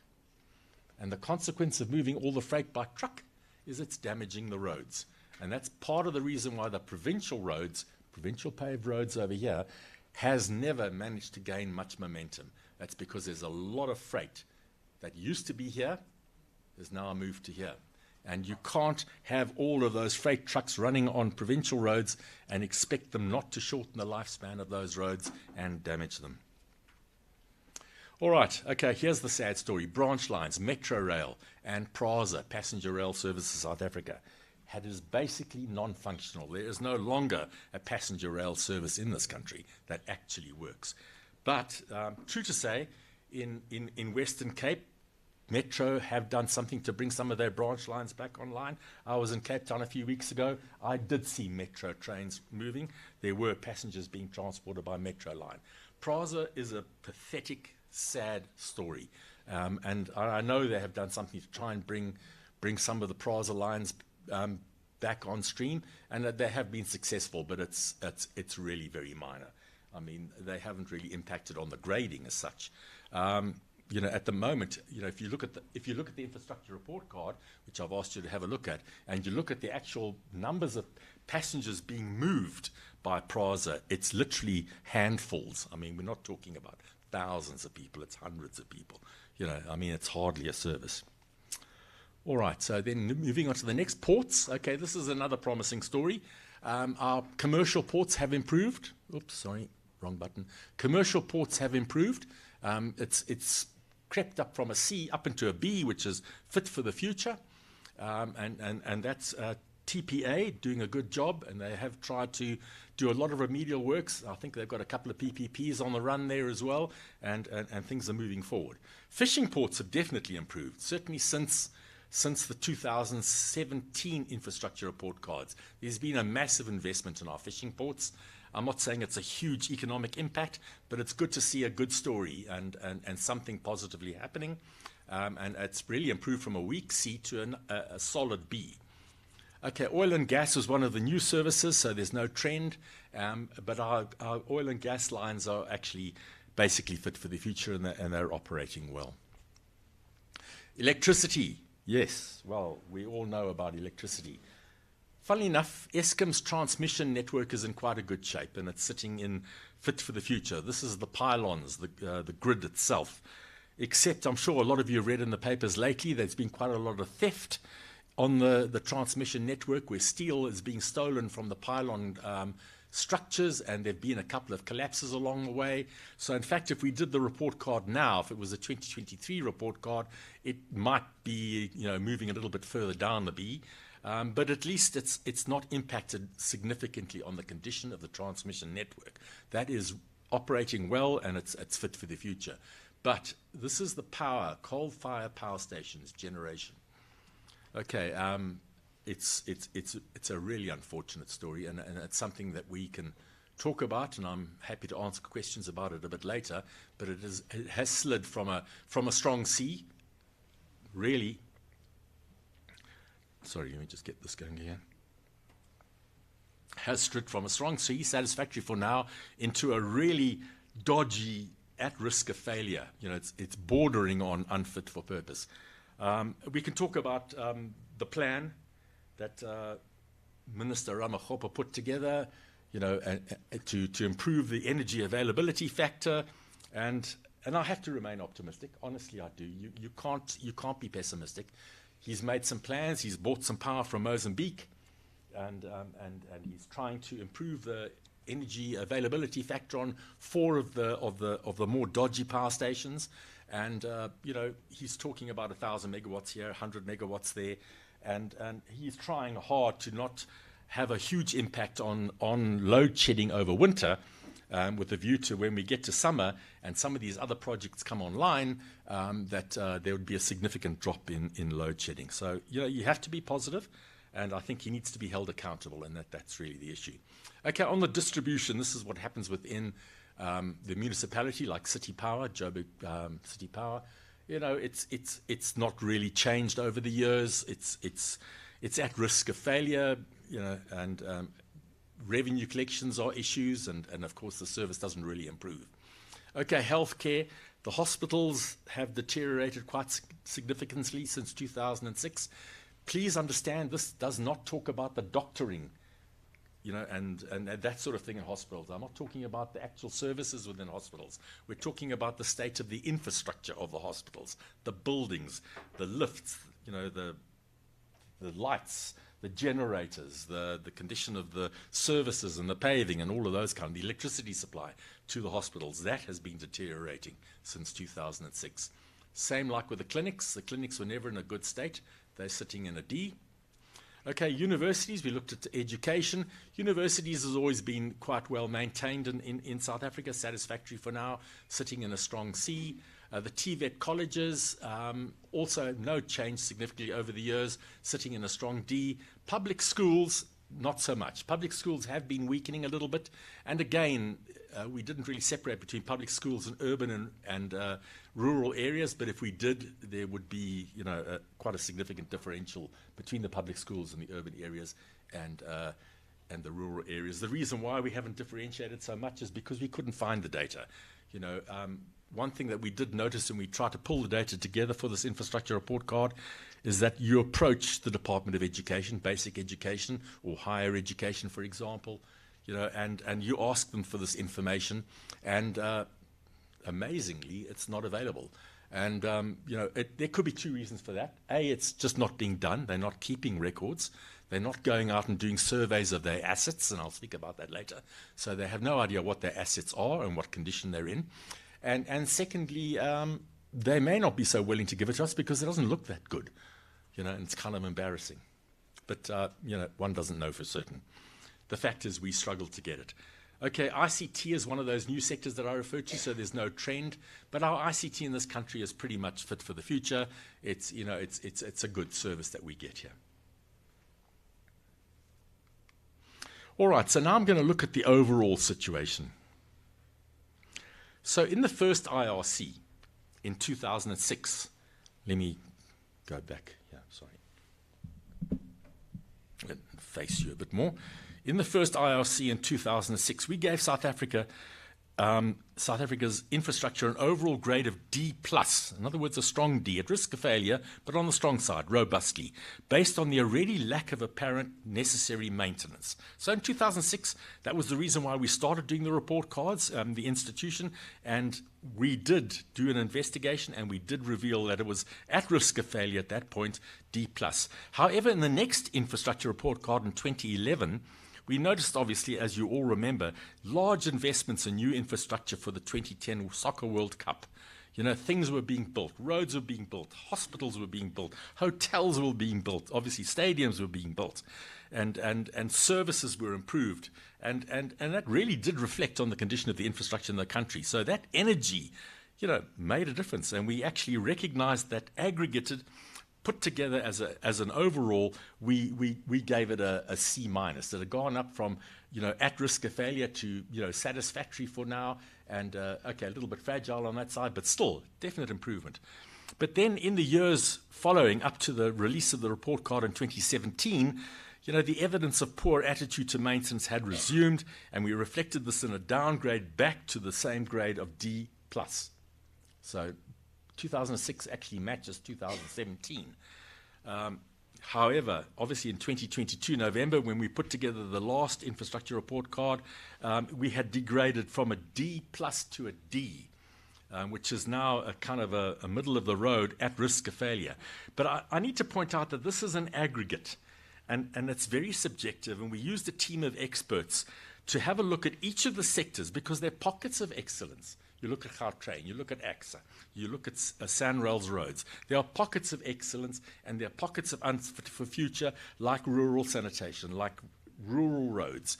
And you've got to sort of try and then look at it in an overall way and decide what South Africa's infrastructure is in an aggregated sense. So it's kind of subjective and obviously open to discussion and debate. And then, one's got to look at the infrastructure report card and the detailed reports that are in the back of it, to sort of understand each sector on its own. So rather than sort of at face value take the D and say, right, the whole country's infrastructure is right at risk of failure, it's a bloody disaster. That's not quite true. It really isn't. There are pockets of excellence and pockets of not fit for purpose. And I think what's important is to just recognize that it is an aggregate, it's subjective, and we put it together, with a team of experts looking at the trends of all of the things and taking it in aggregate. Okay, so I think there are three critical areas of importance that need our attention here. Firstly, we need to get the people and the relationships right. We need to get the sufficient numbers of people with the appropriate skills in the right places. I know it sounds obvious, but it needs to happen, and I'll talk a bit more about that one later. Secondly, we need institutional robustness. Namely, we need to get clear mandates, institute real accountability, introduce effective policies and governance systems. Sorry, jumped the gun there. And thirdly, we need to get better data and information on age, condition, and performance of current assets, backlogs, and future needs. This is what I'll refer to as asset management. If you haven't got a proper asset management system in place that records the information about your age and condition of all the assets within your control, how can you actually plan, what maintenance is needed and what renewal is needed if you actually don't know what you've got? Not only not know what you've got, what condition is it in? Okay, so I'd like to focus a bit more on what us as the South African Institution of Civil Engineering see as the most important thing, and that is really the people in relationships, getting the right people in the right places, at the right time. So in 2007, Alison Lawless, she is a past president of our institution and also the founding director of SAIC Professional Development of Projects. She studied the profile of civil engineering expertise in local government. The trends in civil engineering capacity are illustrated quite clearly here. There has been a displacement of the older, experienced, professionally registered practitioners between the ages of 45 and 60. And you can see that quite clearly, and that's just over the last sort of 15 years. In 2005, there was a definite, balance really between the senior engineers, technologists, and technicians. Those are the colors: red, yellow, blue. To the new graduates coming in, the younger ones of engineers, technologists, and technicians. And there was quite a balance. It was 2-to-1. There would be sort of 2 graduates to a senior person. So there's a balance. There's a balance of skills and a proper effective service delivery happening. But as it went from 2015 to 2022, you can see how the picture has changed. And that is not, this 2020 is not even Alison's analysis. This was done by LG CETA. But it shows the same trend. The results were the same. By 2020, there were virtually no seniors left at all gone. And an abundance of young graduates coming in. And actually no engineers, as it happens. Virtually no engineers left. Technologists and technicians. Okay, they're leaving. The seniors leaving means that the young incoming graduates don't have anyone in the workplace to provide structured mentorship programs. And obviously that's essential to develop their skills in service delivery and, more importantly, to guide their holistic careers towards professional registration. It goes without saying, if you start in an environment as a young graduate, you come out of university knowing basically nothing, and you need somebody to actually train you, to guide you towards your professional registration, and in fact guide you towards specialization, and beyond. And so youngsters coming into the municipalities and local government, there is just nobody in there to do that. And this is an absolute fact. I mean, in my visits, our branch visits, as the president, the current president, we see the municipalities in the sort of different provinces, and we ask them, how many graduates have you got? How many young interns have you got? And they'll have 4, 5, 6, whatever it might be. And I say, have you got one registered professional anywhere in your organization? And you'll be amazed. The answer is generally no. And, how is that youngster going to have a future? I mean, if he doesn't run away quickly, his career is dead. And so you don't have, any kind of sustainability within that municipality. It's just unfortunate. I'll talk a bit more about that too, though. Okay. So the net effect of the skills deficit, that shortage of senior experience, is that there's no long-term planning being carried out, but instead knee-jerk reactions, like I mentioned before, to demands from their councillors. That's potholes, water treatment works full of cholera and whatever. And then no routine maintenance work is carried out, but instead waiting for call-outs, complaints, or invitations to community meetings, and no meaningful budgets are being planned, but instead they just make do with whatever budget is allocated to them. And as I mentioned earlier, they don't even spend those budgets. So, it's because they haven't got the capacity to roll out those projects. It's a complicated procurement process within National Treasury. And what actually happens is that, it's so complicated that they're so sort of terrified of making the wrong decision. So what's the thing to do? The easiest thing to do is not make any decisions. And so they don't spend the funds. Okay, so we need to change that situation and encourage the engagement of more senior experienced professionals within local government, but actually it applies, it's not just local government, it's all public service organizations and state-owned companies. The same thing applies. It's no different in Eskom. It's the same situation that they're having. If you engage more senior professionals, you've got people that can drive the re-establishment of short and long-term planning and budgeting. They can manage the development and building control. They can handle the emergencies as well as planned maintenance. And they can manage designs and contracts and redevelop systems and processes. But that all aside, the senior professionals are there, and the most important job they will do is mentor the young graduates so that they can do the same. If you want a sustainable local government or public sector, the only way you're going to do it is to create an employer of choice situation where a young graduate can come in and he can see his future in front of him. He can see registered professionals who will mentor him and guide him in service delivery. And he can see his career path, that he'll know one day he'll be the city engineer. He'll be the director in charge of infrastructure, and he'll be the guy training the people below him. At the moment, that circle of life, or whatever you want to call it, that career path is not there. It's not sustainable. And that's what we need to change. That's the crux of this thing. And this is the message that I give when I go to these municipalities. I say to them, we can provide that sort of assistance. SAIC, through its PDP program, in other words, Alison Lawless's company, we provide mentorship using LGC to funds. Okay, I'm nearly there.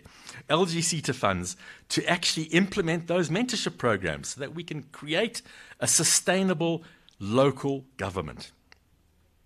Okay, there are some reasons for optimism, okay, and those are things like access, you saw, Gautrain, Sanrail, transmission networks, heavy haul, ICT, oil and gas, and fishing harbors. You saw all of those graphs. And then there's also an optimism thing, is that the professionalism in the public sector. There are a few municipalities, okay, it's only a handful, with clean audits, but those clean audit municipalities should be engaged to assist and coach those without clean audits on how to do it.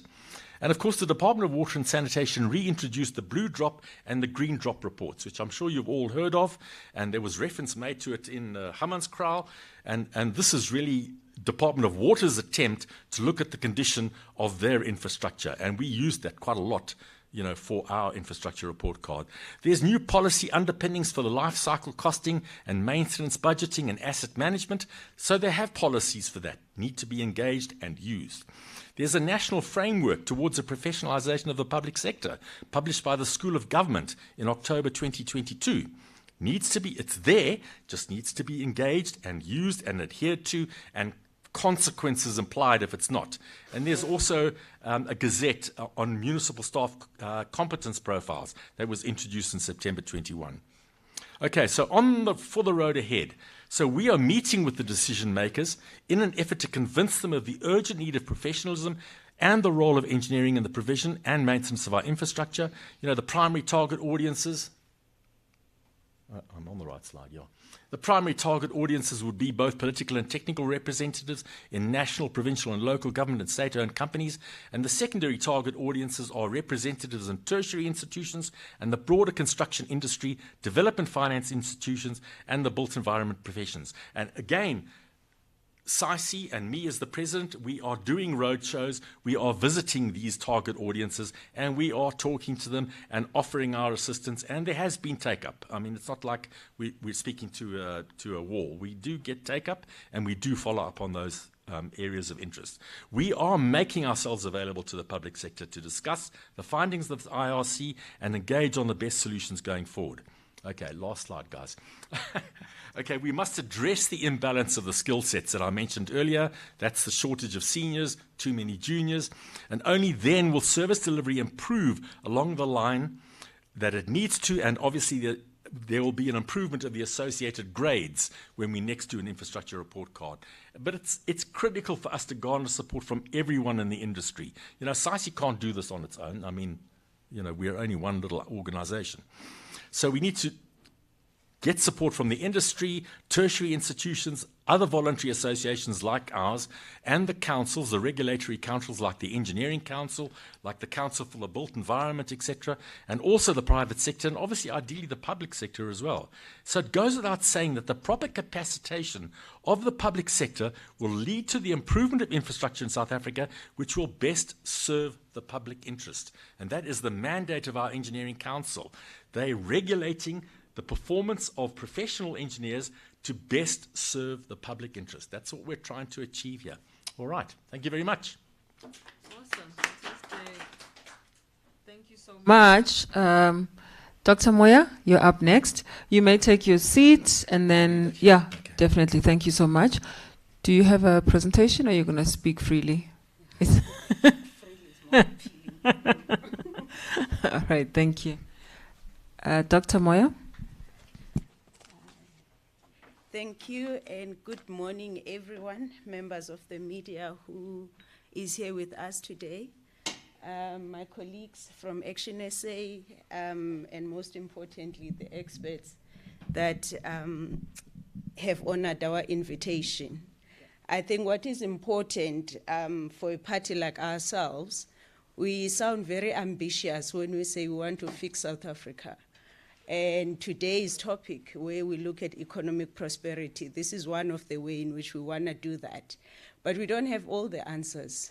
We know what is wrong with the country. We know what the vision is, and we have a view of what our South African dream is. But without your inputs in terms of what could be the alternative policies or alternative methodologies, looking at the state of affairs, especially on these sectors that Mr. Kaplan was talking about. So it's quite an honor to be here today. So thank you for the opportunity. I think what is important from my side, my presentation really, it was a moment of reflection.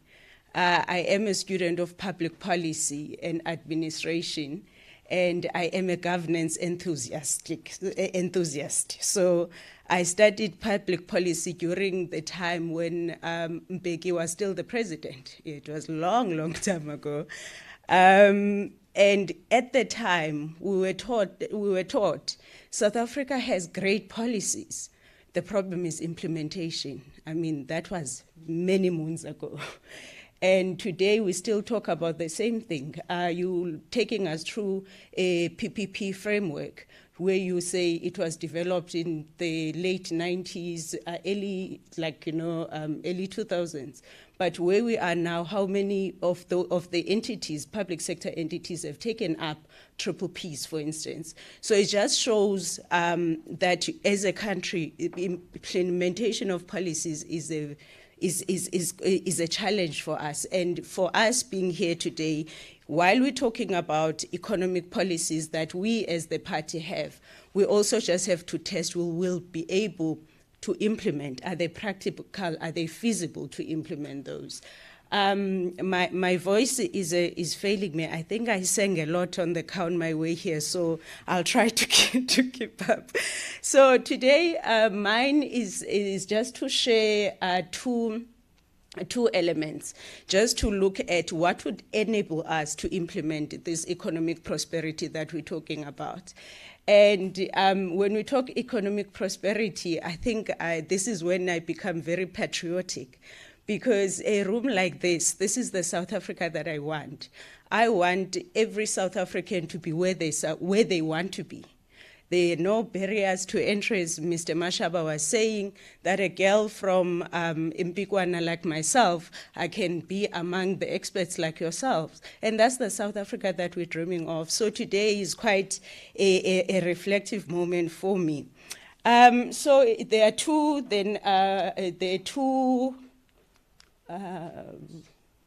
yes.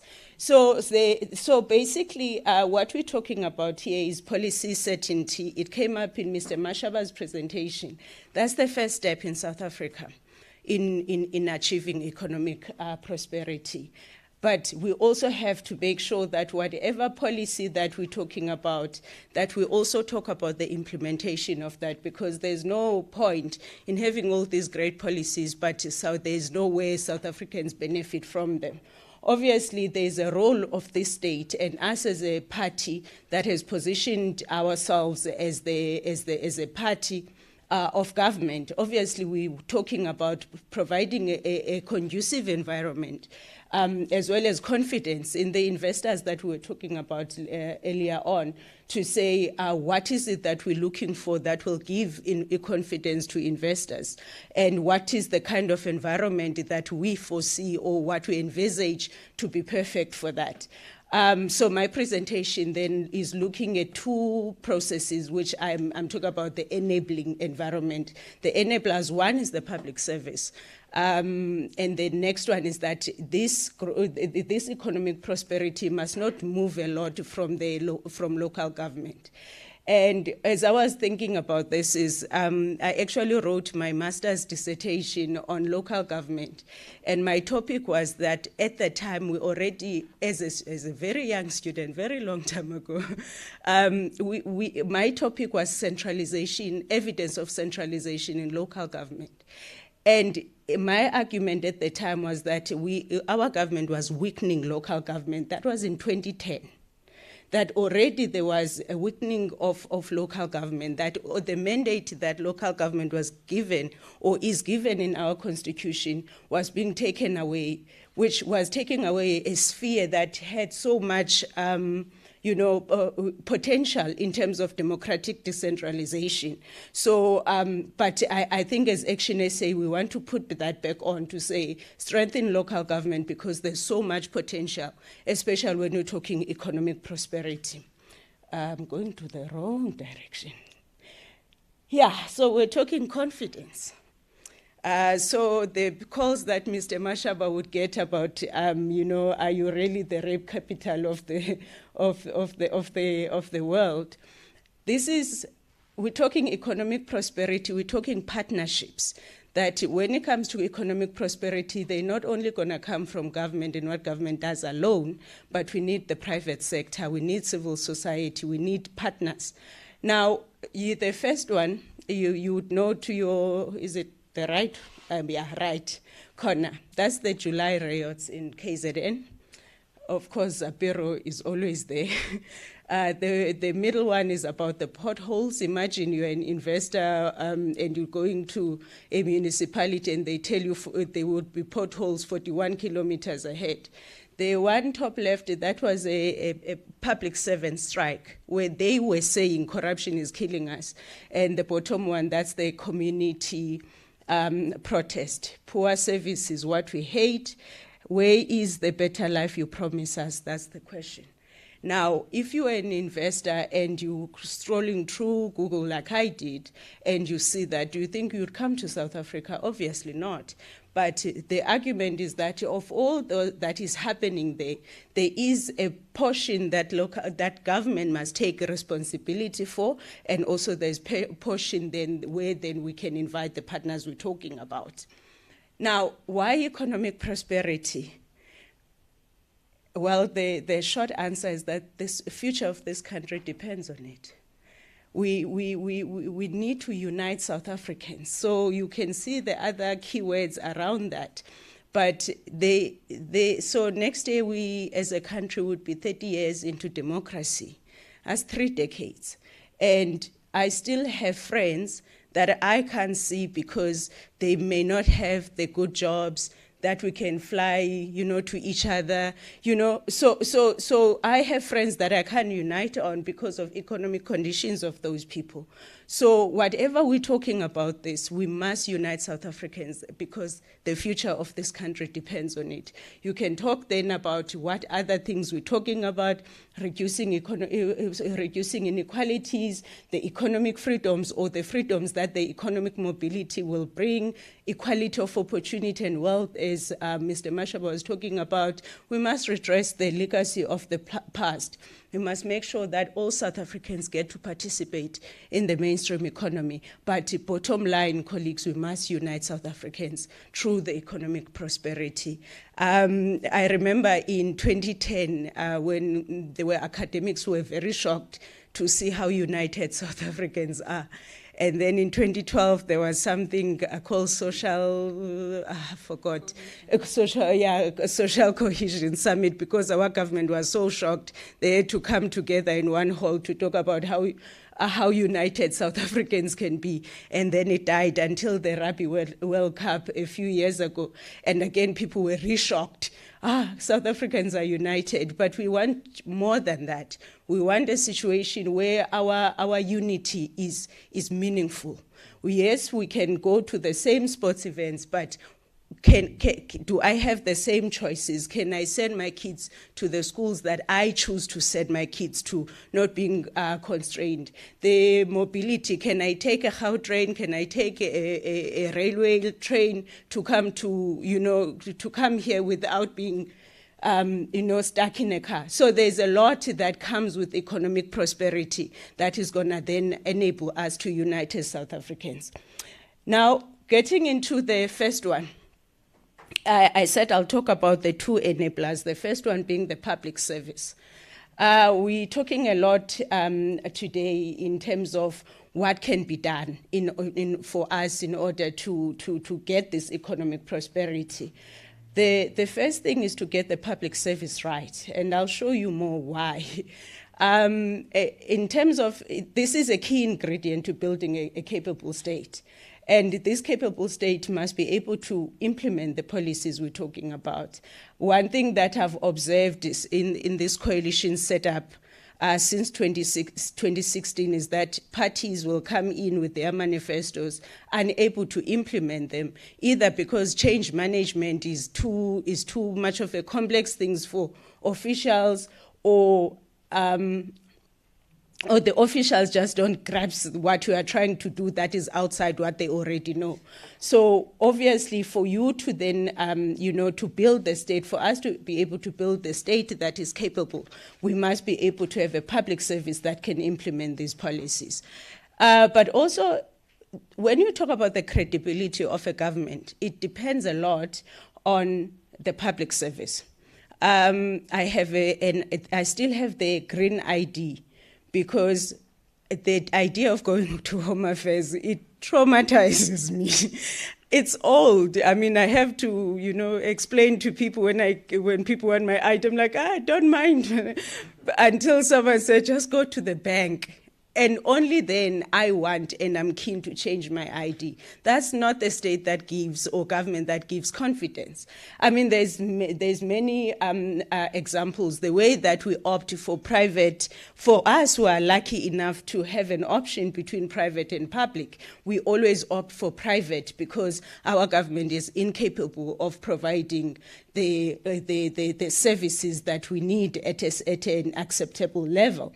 So obviously, then the credibility of this government that's going to give confidence to investors in these pastors and these partners is going to be it's going to be enhanced by public servants that are committed to the public good.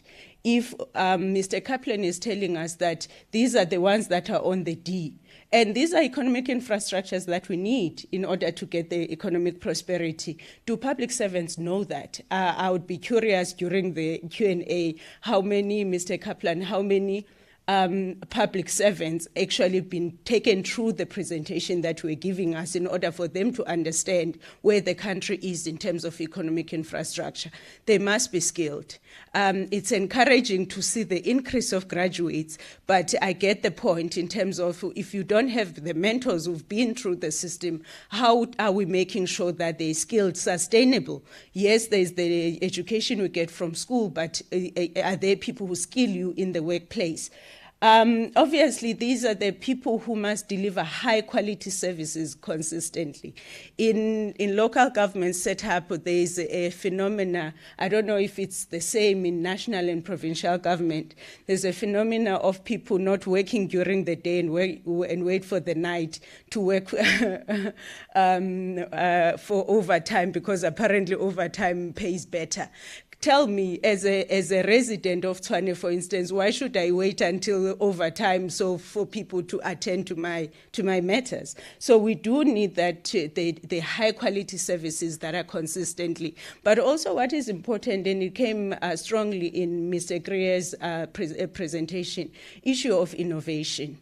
Now, and that's where it's important to get private sector in, because they would be, in with the new.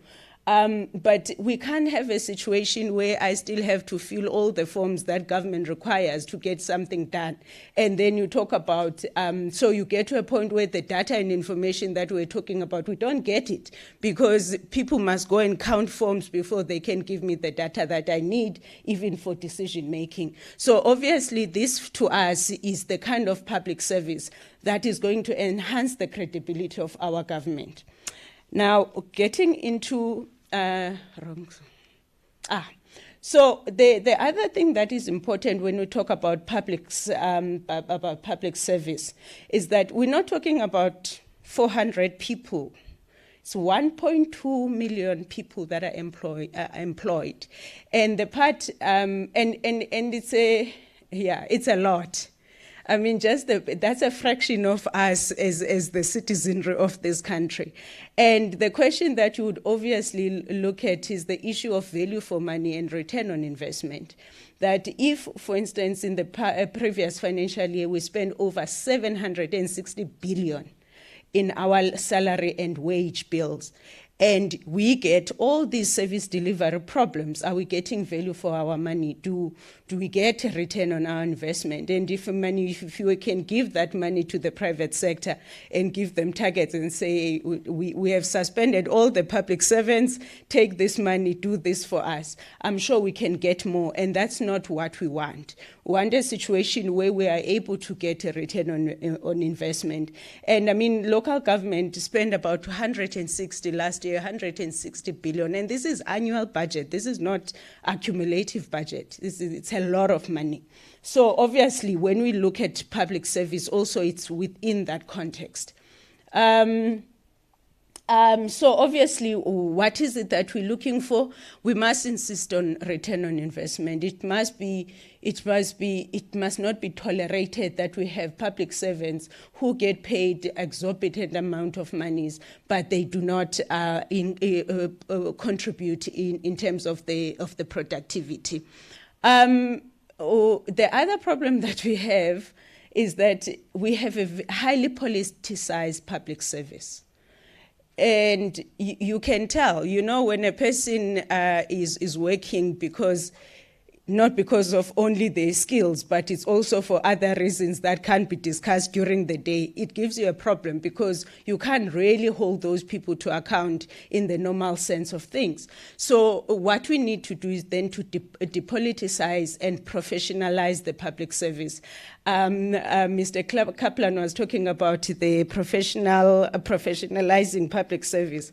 Again, I remember back in 2010, the government has started talking about professionalizing.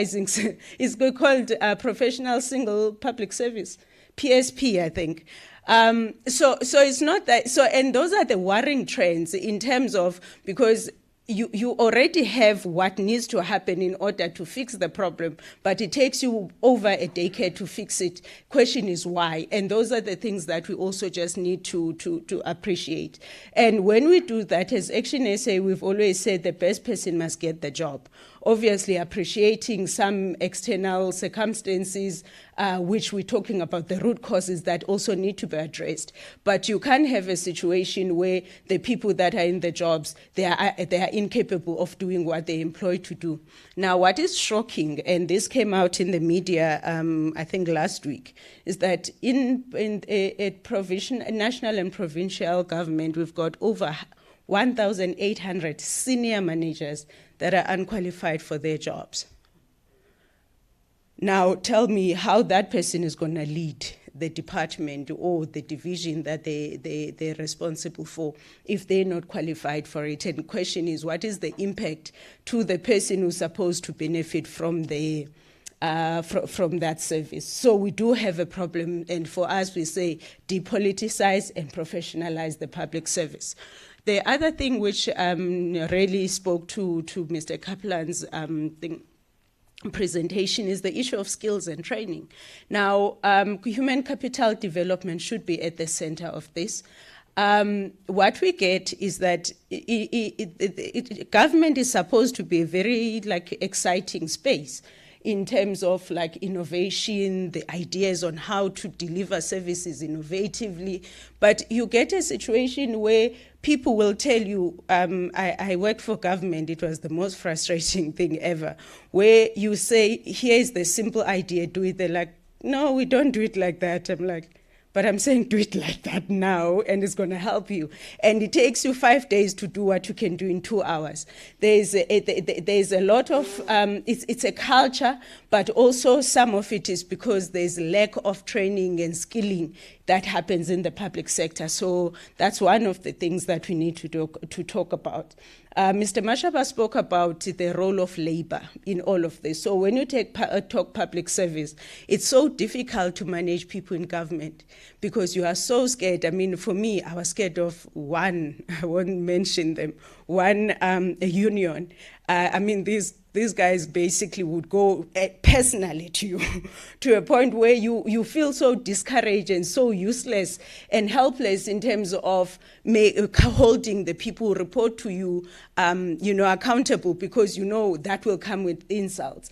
And I think we need to rethink the role of labor. Mr. Mashaba correctly says there's a place for labor in protecting the employees' rights and everything, but we must do it in a way that is going to help us to increase productivity. Corruption, I know Mr. Kaplan says there's a politically correct term. I think we must address corruption as corruption. There's a lot of monies. In AG reports, in every year, they will talk about the monies that were paid for projects that don't exist every single year. And every single year, they will tell you about, and when you ask against the AG report, how many officials have been, suspended, fired, nothing. So obviously there are networks of corruption that you're going to find in public service, and we need to address those as well. And obviously we need to improve systems of government. There's a lot of red tape, and we also just need to improve efficiency in the way that we work, because the whole point is, remember, to instill the confidence in the partners that we want to work with. Urban-led growth. That's the second issue that I just want to share with you today. So there is an article by Glazer and Joshi Gani, who they say their argument is that urbanization has the potential of transforming the developing world, the path to prosperity in cities. And then our president, when he was mayor, he was famous for saying for South Africa to work, local government must work. And basically, these are our ideas in terms of what this urban-led economic growth would entail. When we do so, we want to leverage, obviously, on rapid urbanization. And our aim is really to illuminate the role of cities as drivers of inclusive, sustainable growth. So we are told that now we have over 40 million South Africans that are urban-based, and this number is estimated to increase to 71%. And 80% by, it's supposed to be 2030, not 2023, and 2050. So this is basically, when you look at the economic trajectory, now this is where you must base it on to say, where will South Africans be and what will they be doing? And then when we talk about macroeconomic trends, obviously these are the things that we need to look for. But now, in terms of local government, I mentioned earlier that local government is one of the three spheres. It's supposed to be independent while working together with other spheres. It's been given a developmental mandate in the Constitution, and one of the things that it must do is to promote economic development. Now, to back this up, local government, and now we're talking all municipalities, they get, so the previous financial year, they got more than 557 billion. In terms of their budget, and which is the point that was mentioned by Mr. Kaplan about under expenditure in infrastructure. Only about 10% of that is earmarked for capital expenditure. But that's the money that's supposed to back it up. Most of them, they don't even spend half of that money. They return it and it comes back being reduced because of the inefficiencies.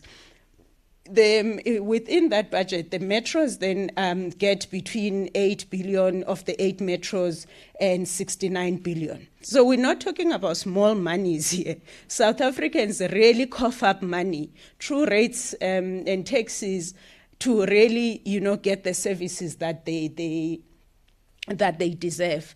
But also in terms of this urban-led growth, obviously there is a chunk of our GDP that is urban-based. And what is nice about the focus on metros is that most of these economic nodes, they are concentrated in these 8 metros.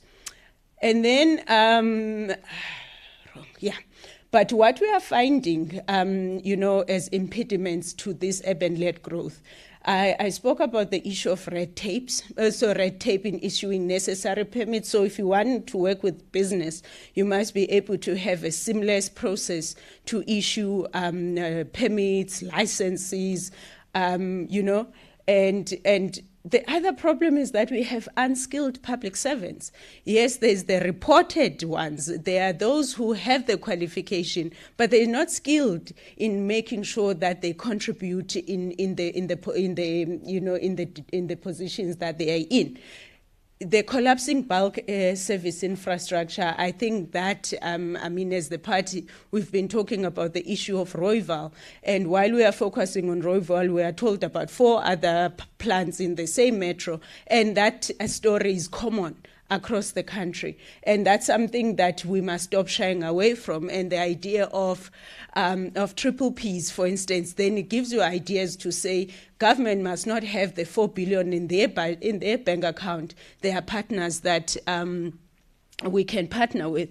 The efficiency in the key systems there is just not there. There's no efficiency. Obviously, we're looking at, in the context of business, the building plan applications, they take forever. The target for Tshwane, for instance, on when you can get your business plan application approved, I think it's set at 60 days. And while we were, and I'll share some of the minor successes that we had in the previous financial year, is that it doesn't take that long to improve the turnaround time, because it's something that is going to give confidence, to business. There's investment that's being attracted to the cities, or that need to be attracted to the city, but there's no aftercare for investment. And most importantly, sometimes there's just no political will and no political direction, and the senior managers do as they please. So in terms of what we are proposing in terms of that, and I will just I know I'm running out of time, so I'm trying to speak faster, which is anti-progressive right now. This is the last slide, if you can just indulge me, because on this one, I also just want to share some of the things we've done, because we've had an economic development portfolio in the city of Joburg last year, and we still have the economic development and spatial planning portfolio in the city of Tshwane, where we are part of the coalition government. First of all, what I think we did right as ActionSA, or else even in our thinking, is that we must get to a point where we diversify economy. There's no point in only focusing on on big businesses and let the other part of the economy, which is in the informal trade, in the SMMEs, to suffer. So first, we have this acknowledgement that when it comes to economy, it's going to come in different forms and shapes, and the support that you must give to that. We championed the informal trading policy in Joburg. Tshwane is also in the pipeline. We advocate, the support for informal traders, their security, their regulation. SMMEs also get the support. Big businesses, we also advocate that when you have a big investment coming into your city, that must be taken care in a particular way. Ease of doing business. I think this one is a problem that as a country the World Bank, I think, ranked us at 84th position to say it's not easy to do business in South Africa. So what we've done in Tshwane in the previous year is that we've reduced the number of days to process applications, the permits and licenses, and also to be able to issue those permits and licenses in a correct way. The issue of job creation by private sector. Government was never meant to be the only employer. So what we are advocating for is that the private sector must be the one driving the job creation, but what is it that we need to provide then as a government is to provide the conducive environment for this. But you must do things that sound basic. But something like the strategic support to your investors or the big businesses in the city, such as consistent supply of basic services. In Tshwane, for instance, one of the I don't know what to call it, but there's an SEZ there, that SEZ that Ford in Silverton. So what they have there is that the city owns the land, and then in partnership with government and Ford, which is quite amazing. But what it meant by the city retaining the ownership of the land is that the city has a responsibility then to make sure there's consistent supply of services, etc. But what was also important in terms of having an SEZ like that, initially, I was still in Tshwane at the time. Initially, the problem was that the city had not even thought about how they were going to sweat their own asset and make sure that their participation in the SEZ was productive. And it didn't take that much. It's an issue of you, 33% partner in the SEZ. What is it as the city, in addition to the land, you can provide bulk services, etc. The other thing I mentioned earlier is that once you have an SEZ, you've attracted an investment in the billions, over a period of, say, 20 years. How are you going to take care of those investments so that businesses don't leave your city because you can't give them water or electricity, or just make sure that there's security of their asset? I've spoken about the skilling for the economy. One of the targets that we have and that we insist on even with our MMCs is that they must train youth. They must train people for specific sectors that are in their cities. So if Tshwane has an agriculture as one of the sectors, they've got higher education, then the role that we provide then as the department is that make sure that when you take people through training, they're compatible with the skills that are required in the city. The other one that Mr. Mashaba was very famous for was the issue of Buyamteto and inner city rejuvenation. You can't call business into your city and not secure them and not protect them. So obviously this is an issue of bylaw security and bylaw enforcement, and that's something that we insist on whenever we are in a coalition. Even when we are in opposition, we do insist on that. Reviving economic nodes. There's a lot of factories that are abandoned in the cities that we are in, and we say, don't go too far, come back home. Just look at those nodes. Babelechi in Tshwane is one of them, and say, what is it that you can do, attract investment back in. And obviously the last one, the investment in infrastructure. You can have all the good and soft stuff, but if you do not have infrastructure, they can carry you over, the years into the future, then it's kind of counterproductive.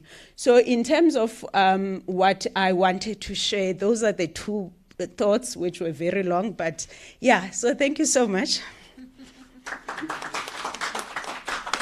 Thank you very much, Dr. Moya. We appreciate it. Colleagues, one change. Mr. Dawie Roodt will present at 12 o'clock via Zoom.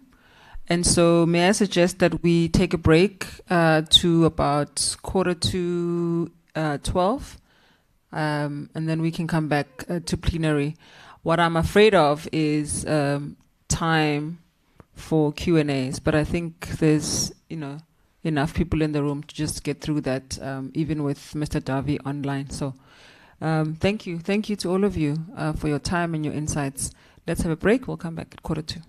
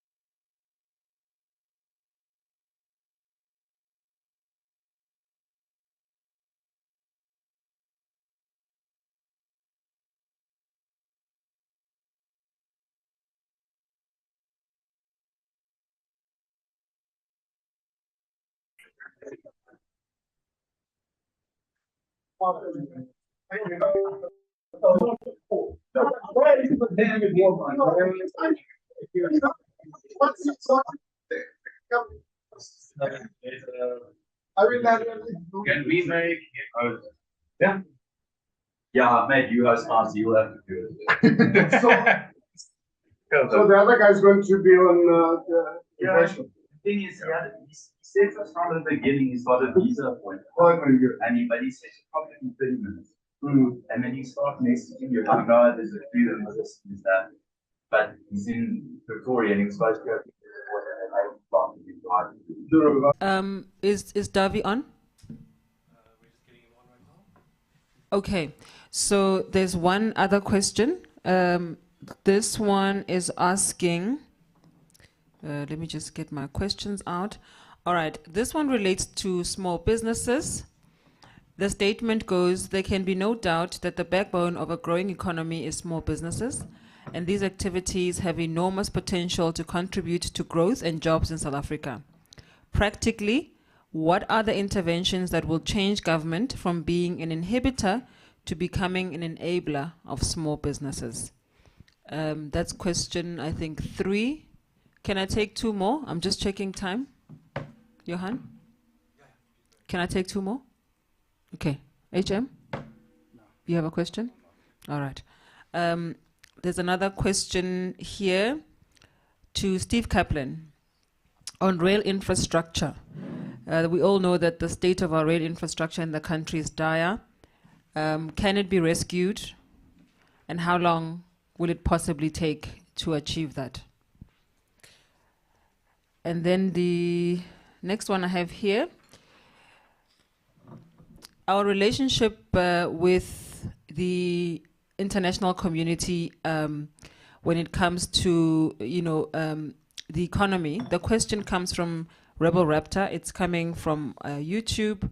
And the question is, the statement goes, the EU is suffering for being too dependent on Russia, and we too dependent on the West. Is there room for middle ground, and how can that be achieved?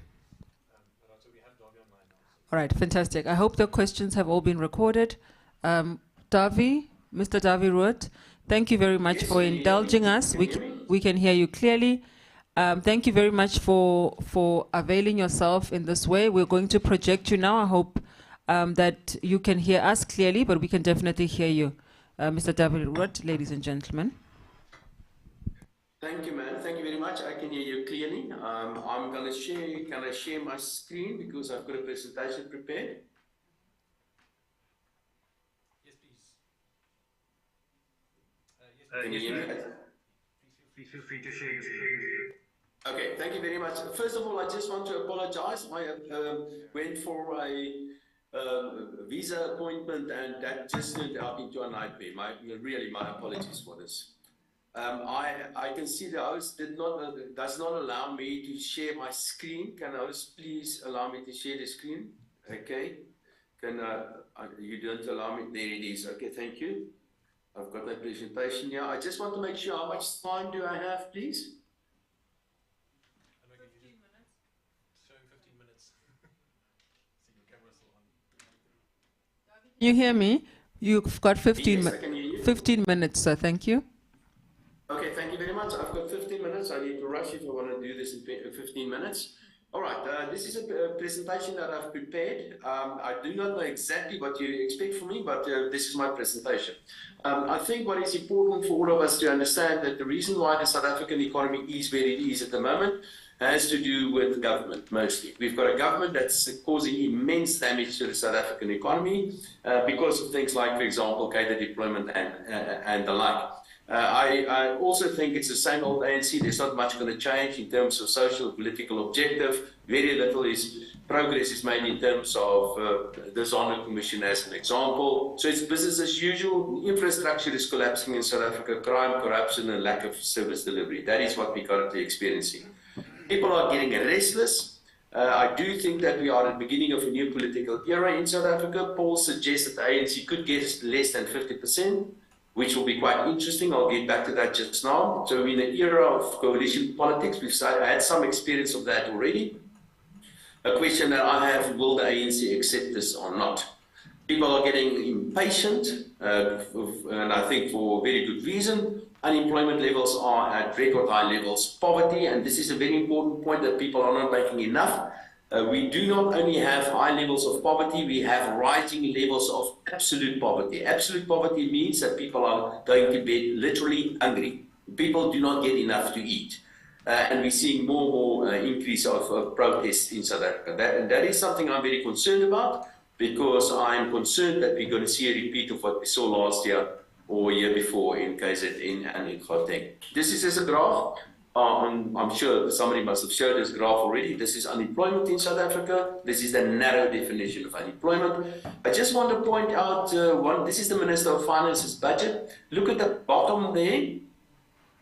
Or rather the gross domestic product. This is the Minister of Finance's expectations for the year 2024, and he's expecting an economic growth of 1.5%. Now this is important because economic growth really determines on the revenue that the Minister of Finance will be able to collect in the current financial year. So he's expecting economic growth of 1.5%. There is no way we're going to see 1.5% this year. We're going to be lucky if we see 0.5% growth. It's probably going to be in the region of about zero. Most of the big institutions like the IMF and even the Reserve Bank expects a significantly lower rate of economic growth than 1.5%. We're not going to see this. Another point that is important to make is that population growth in South Africa currently about 1.2%. So if we want to just stay where we are, we need to grow the economy at least at 1.2%, which is not going to happen. This is, I'm just comparing South Africa to the rest of the world here. So that red line is the rest of the world, that 100 line, comparing South Africa's per capita GDP, adjusted for purchasing power parity, to the rest of the world. So South Africa's per capita GDP was approximately equal to 85% of that of the world in 1994. And today it is, and in fact you can update this, it's around about 60%. So relative to the rest of the world, we've been getting much, much, much poorer. This is electricity. This is a moving average. And if you go back to 1994, South Africa on a per capita basis actually generated more electricity than the rest of the world. And today, again, we generate approximately 60% on a per capita basis electricity. This is a bit of a silver lining. It's a calculation that I've done going back to 2007, comparing it to today. In 2007, you used 100 units of electricity to generate 100 units of the economy, if you like. And today, that number is approximately 130, which simply means that we generate 130 units of the economy for using only 100 units of electricity. And there are two reasons for that. The one is that our electricity productivity, if I can put it that way, improved by about 20%. So we're using electricity much better today than compared to 2007, while there's the private sector is also generating more and more electricity, and their own electricity. The point is that Eskom basically already lost something like a third of their market. South Africa's GDP numbers, this is just a graph on GDP numbers. I expect zero economic growth. And this is the important part. I've got on a benchmark, I've got the things that I would like to see in macroeconomic policies. The second column there is the ANC, and then I've looked at some political parties and trying to figure out what their stance are on some of these specific benchmarks that I've set out here. Now, we know what the answer is to economic growth. It's I'm going to share this with you again, but the answer to economic growth, that silver bullet to economic growth are the following. First of all, you must protect private property rights. The second one, and I will get back to that. The second one is you must allow for free trade. And the third one that is also important, you must allow for sound money. So those are the three important ones. But the sound money is under control of the Reserve Bank, so I did not include that here necessarily. But why are the first two very important? The first two are important because in the second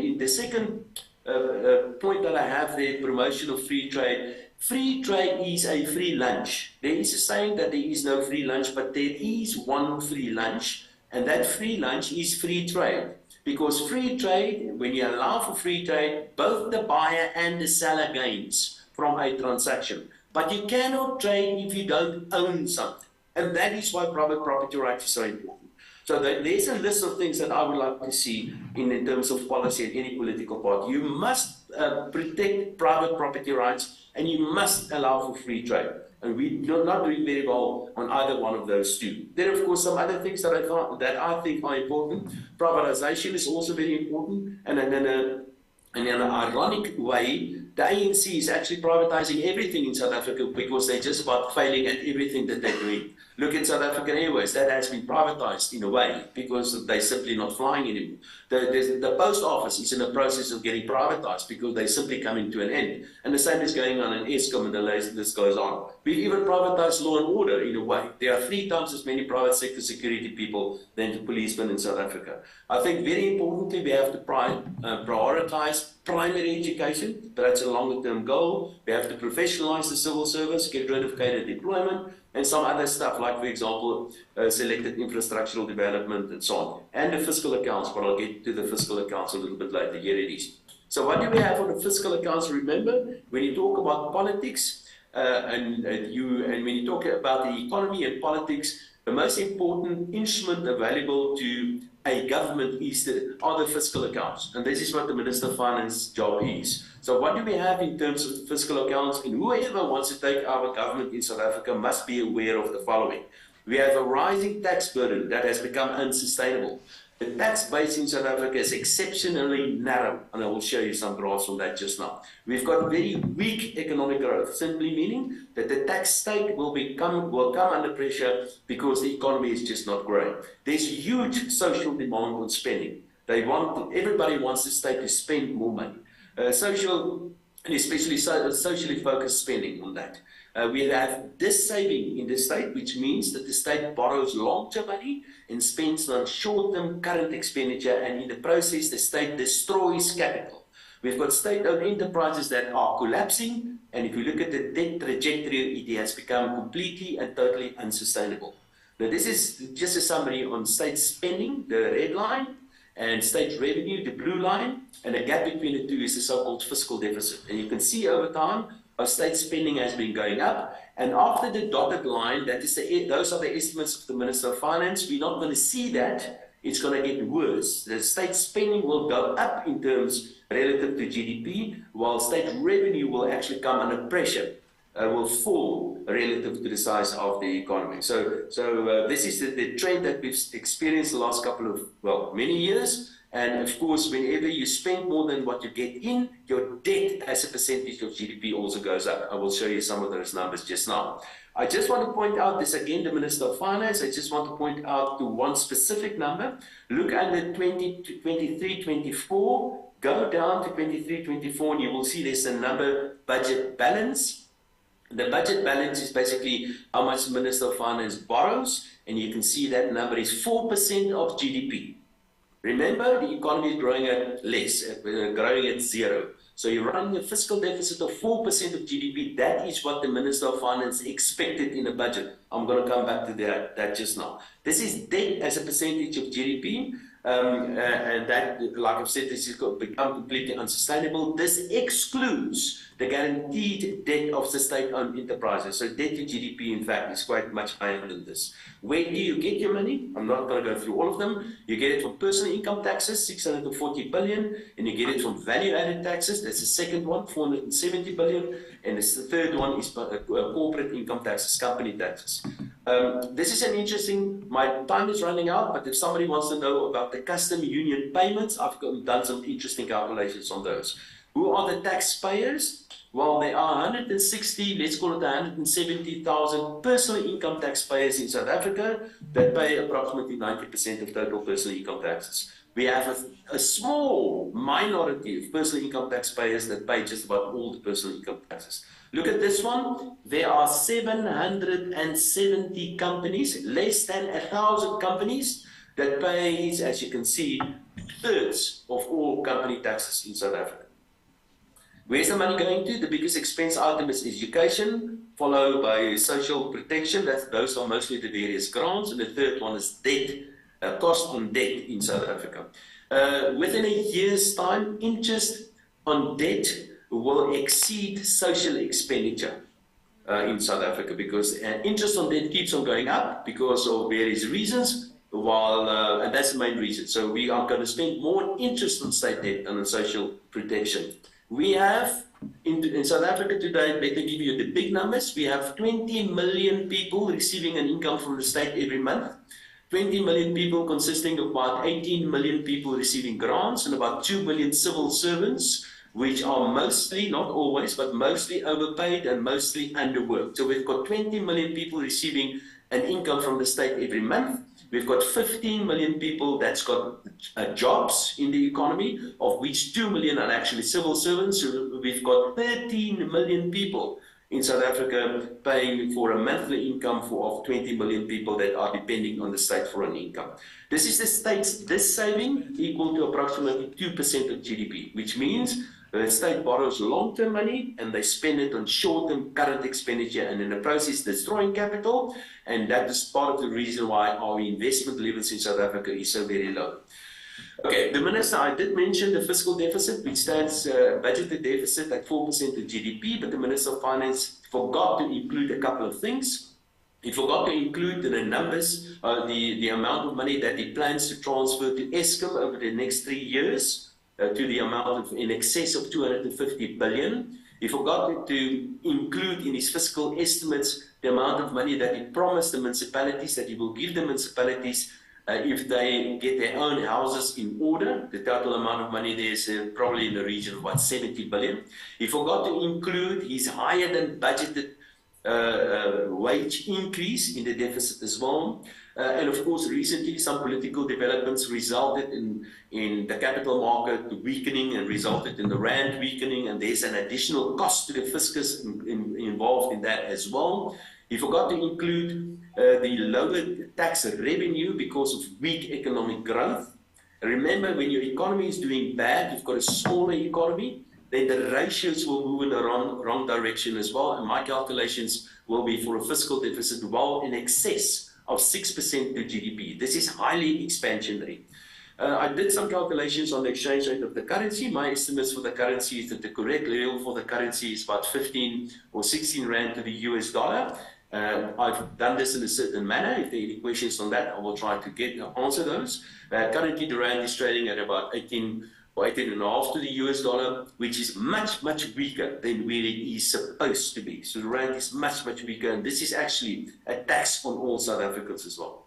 Something that we have to be aware of, that we have two major macroeconomic policy instruments available. The one is fiscal policy. I've just given you some numbers on fiscal policy. The other one is monetary policy. So the point on fiscal policy is that fiscal policy in South Africa is very, very expansionary, which means that the Minister of Finance is stepping on the gas. He's boosting demand in the economy, and that, of course, contributes to higher inflation. On the other hand, we've got monetary policy, what the Reserve Bank is responsible for. And monetary policy is slightly restrictive. So interest rates where they are slightly above the inflation rate, which means that the Reserve Bank is stepping on the brake, not too hard, but the Reserve Bank is stepping on the brake. These two policy instruments are working against one another, and the inevitable result must be weak economic growth. So this policy conflict is resulting in weak economic growth in South Africa. But I'm afraid, I think over time, the Reserve Bank is going to lose this battle. Put differently, I believe inflation is going to become a much bigger problem in South Africa, and I've got some reasons why I say so as well, and again, I'll leave that to questions a little bit later. Also expect more pressure on the Reserve Bank for a growth policy or to lower interest rates or nationalization of the Reserve Bank or whatever, and the outcome inevitably, in my view, is going to be much higher inflation. How to fix this mess in which we are in? Remember the free lunch that I spoke about earlier. That's the first thing that we have to understand and that we have to accept. Protection of private property rights, free trade between individuals, and sound money. You have to do those three things. Apart from that, we have to stabilize the fiscal accounts, which simply means we have to spend less money. But go and tell 20 million people you're going to spend less money on them, and they're going to get angry at you. In the short term, go for small wins. And some of the small wins is the trust, the confidence in government at the moment is at rock bottom. People simply do not trust government anymore. So go for something small. And one or two examples is start a project whereby we're going to clean up the country. Pick up the litter. The place is a mess. Start something small or something else. Make sure that the traffic works properly. Just that. Just get a small win. Make sure that everybody sticks to the traffic rules, for example, and clean up the country. Now we need to get confident. We need a small win. On the longer term, the most important place to start is with primary education, but that's going to take a very long time, and we have to move the emphasis away from educating people, and we have to put the emphasis more on skills development. We produce a certain product called matric every year, about 600,000 of them. That's the product that we manufacture, but it's an inferior product. Nobody wants that because there are not enough skills associated with this product called education, or matric specifically. But I'm afraid these sort of things are unlikely to happen. First, what we need to do, we have to get rid of the ANC, a destructive government. So this is what I expect is going to happen over the next 5 years. I think what we're seeing is the beginning of the end of the ANC, but we are going to see the ANC in power in one way or the other. It's a period of transition that we just entered in South Africa. It's a period of policy uncertainty, and like all transition, especially political transitions, there will be uncertainty. It will be disruptive. It will lead to uncertainty, and it will lead to weak economic growth. So I'm afraid for the next 5 years, we're talking about the beginning of the end of the ANC, which is likely to be quite disruptive in South Africa. Expect more pressure on the Reserve Bank because politicians want high inflation, because high inflation erodes the value of money, but it also matters. But I think the rule of law, as I've indicated, is going to really be key, because no ways that we can ever build an economy in an environment of chaos. And I think that's something that I'd really like to emphasize. And I think, as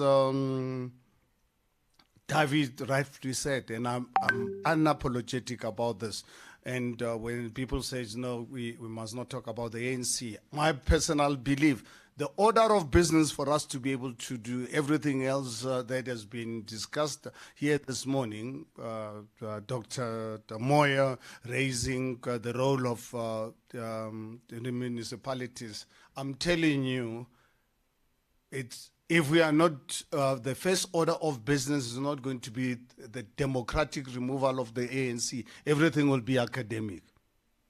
That has got to be the first order of business. But at the end of the day, yes, we remove the ANC from government, so what? And that is what we are discussing today. That's what we are going to finalize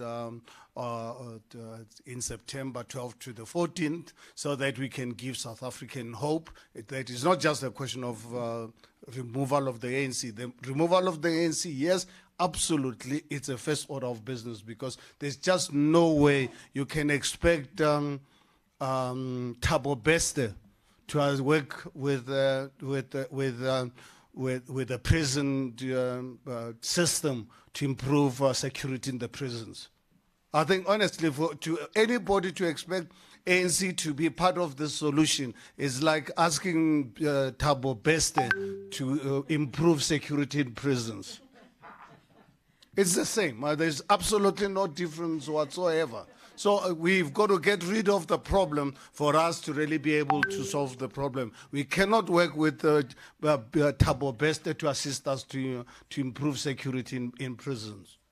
So I think for all of you who've really participated in this, from the bottom of my heart, from all the actioners throughout the country, thank you so much for your input. And come the 12th to the 14th of September, we will obviously be approving the policies, and we're obviously going to be engaging more and more on other subjects like environment, the rule of law, and so forth and so forth. So I think the next few months is going to be interesting for us, something historic, and we encourage South Africans, please, you are the people with the lived experience. You are the people with the practical experience on how we're going to sort out this country. And I think for us, on behalf of ActionSA, I would just really like to convey my deepest gratitude for the support that we receive in assisting in reshaping this country. And we've got to do this in 2024, because if we fail to do this, post the 2024 elections, I cannot see South Africa actually recovering from this. Thank you very much to all, and I'm sorry I have to leave. I have a 12 o'clock, a 1 o'clock very urgent appointment, which I cannot afford to be late for, but really wish you everything of the best with your deliberations for the balance of the meeting. Thank you so much, and I really love you. I think, Herman, before you leave.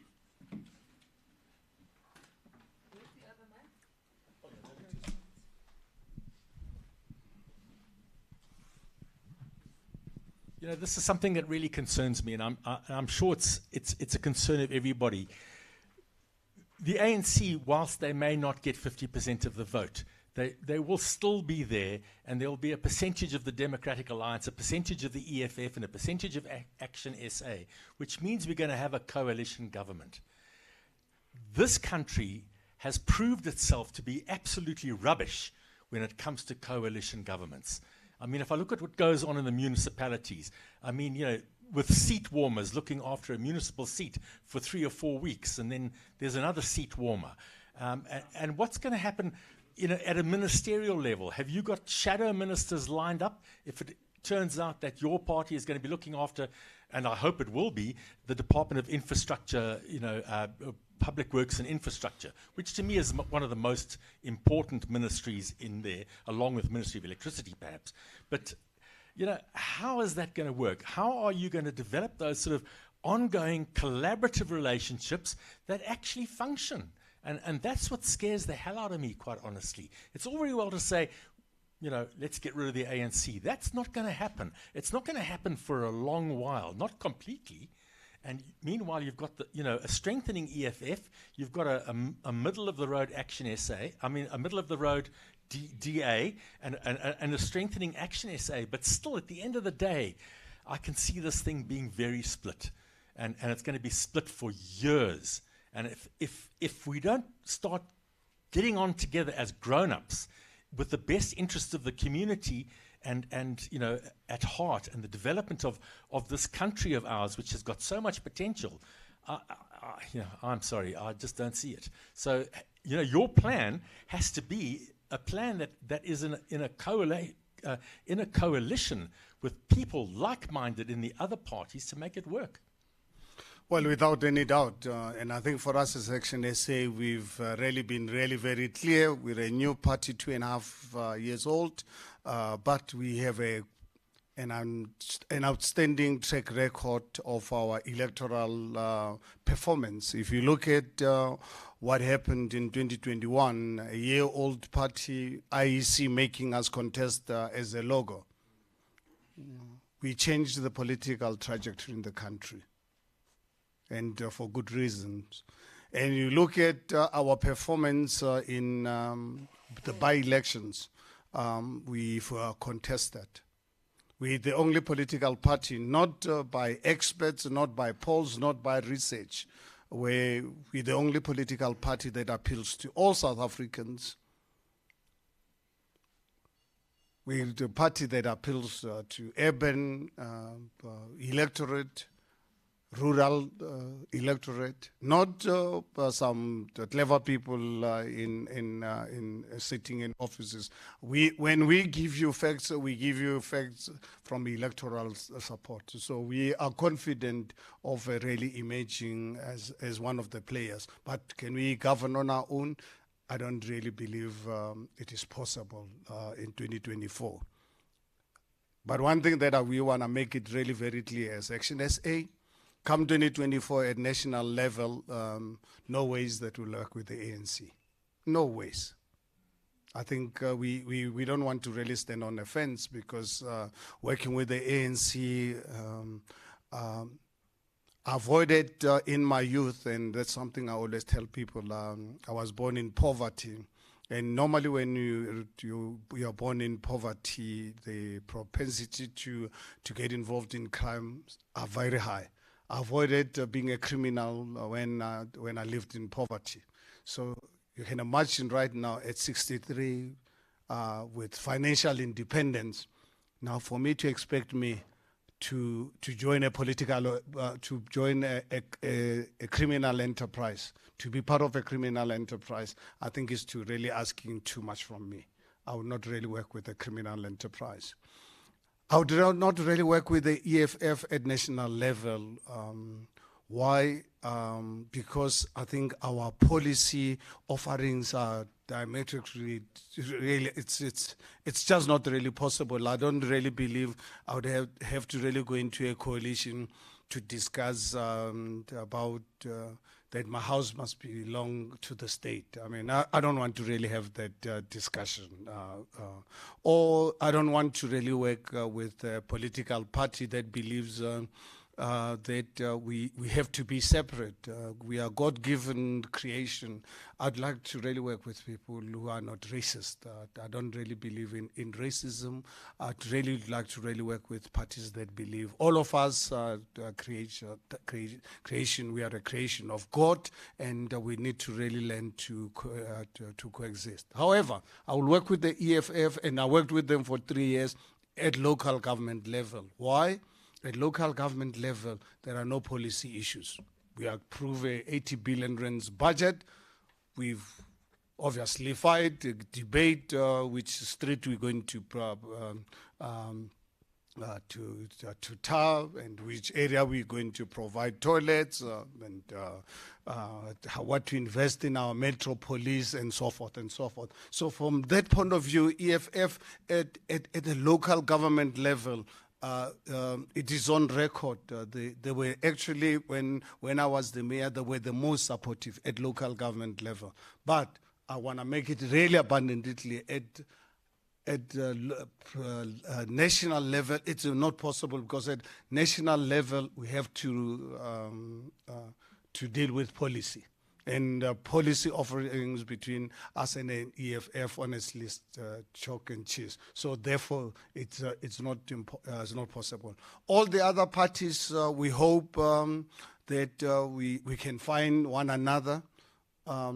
We might find common ground. So from time to time, we know we all different political parties with different policy offerings, but I think if we can learn to accept that the voters are the ones who are going to really decide the outcome of the election, and if we can respect that and not obviously to govern with arrogance that only ActionSA policies are going to be the ones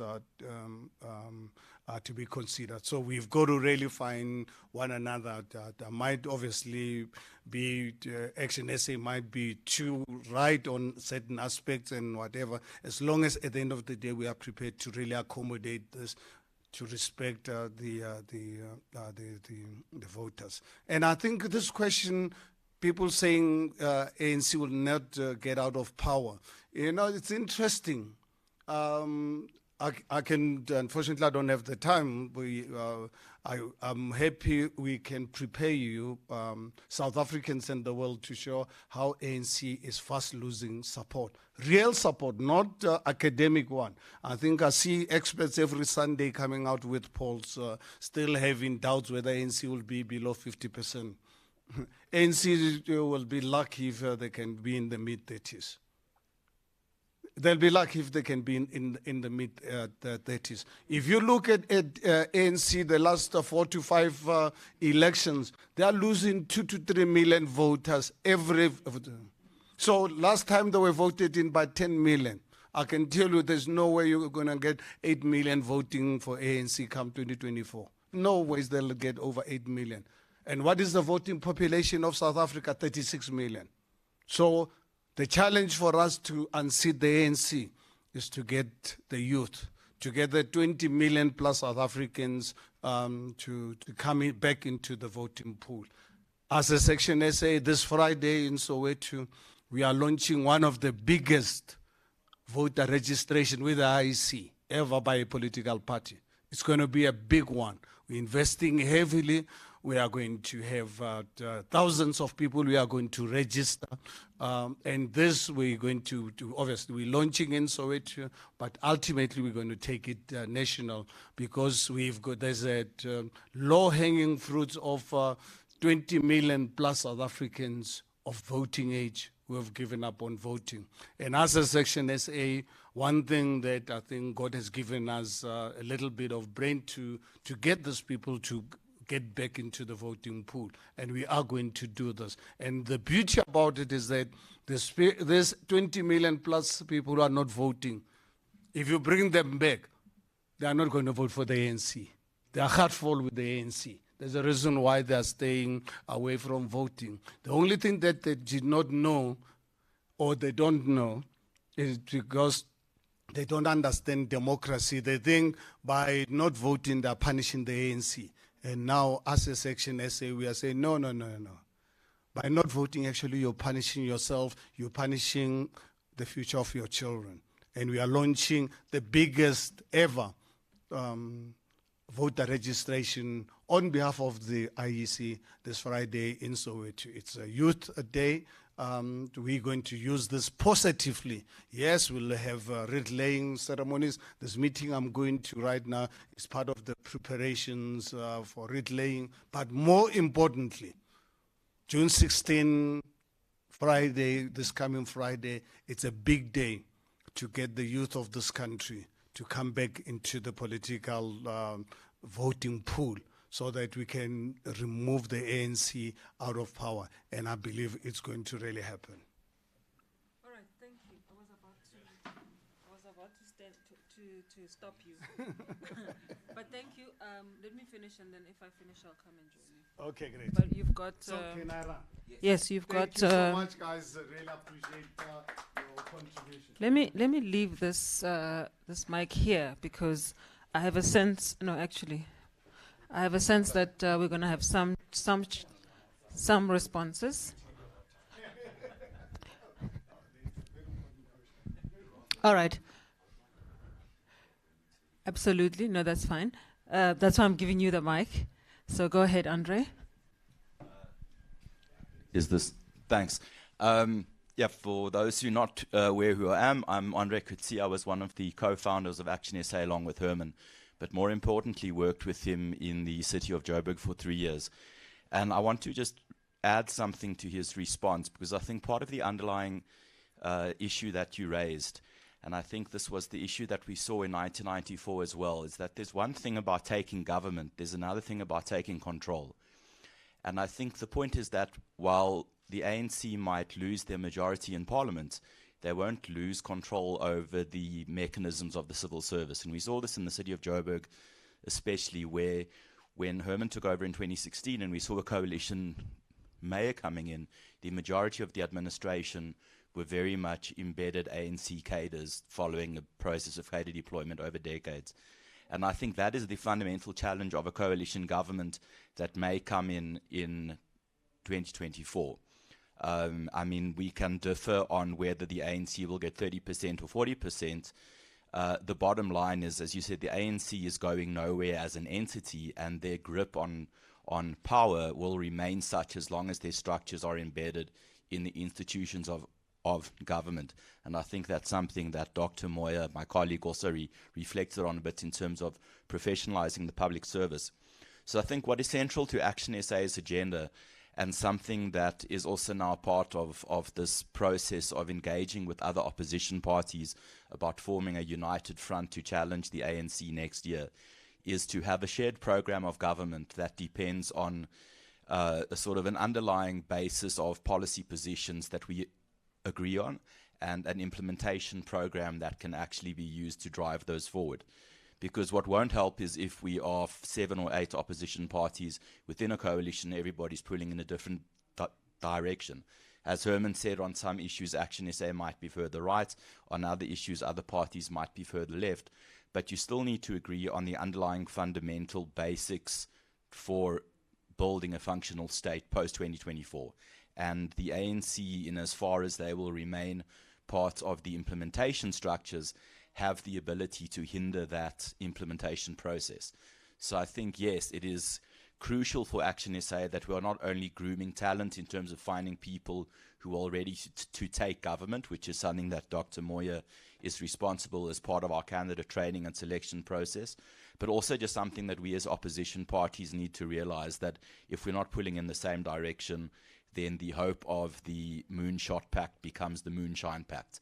And this whole idea of trying to find a united opposition is effectively diluted. So this is definitely something that we are cognizant of as a party, because ultimately politics aside, the only way to fix South Africa if we can get everybody to agree on the solutions needed. Thanks. André, is Dawie still online? Yes, I'm here. Okay, I'm here. awesome. All right, I'm going to ask these 3 questions because we're fresh out of time. Online, there's a question that asks, is there room for reserved sectors for South African citizens, and how viable would that notion be? Any one of you can take these questions. The other one is whether or not the free market economy is still the most favorable to rectify the imbalances of the past. And then I think this is also one that is interesting. It asks whether the fear of privatization is justified. And I think, Dawie, you can take that one. There is a lot of fear around whether or not privatization is justified. All right, so do you want to take that, Dawie, because you're online? Yeah. Okay, let me take the one of privatization, the fear of privatization, whether that is justified. People say that if we privatize, things are going to get much more expensive. Well, that is in fact completely untrue. You can look at Eskom, for example. People calculate Eskom price for kilowatt hour is X. I don't understand these watts and kilowatts of things anyway, but you pay a certain amount of money for electricity, for a certain unit of electricity in South Africa, but they exclude the subsidy that the taxpayer contributes to Eskom as an example.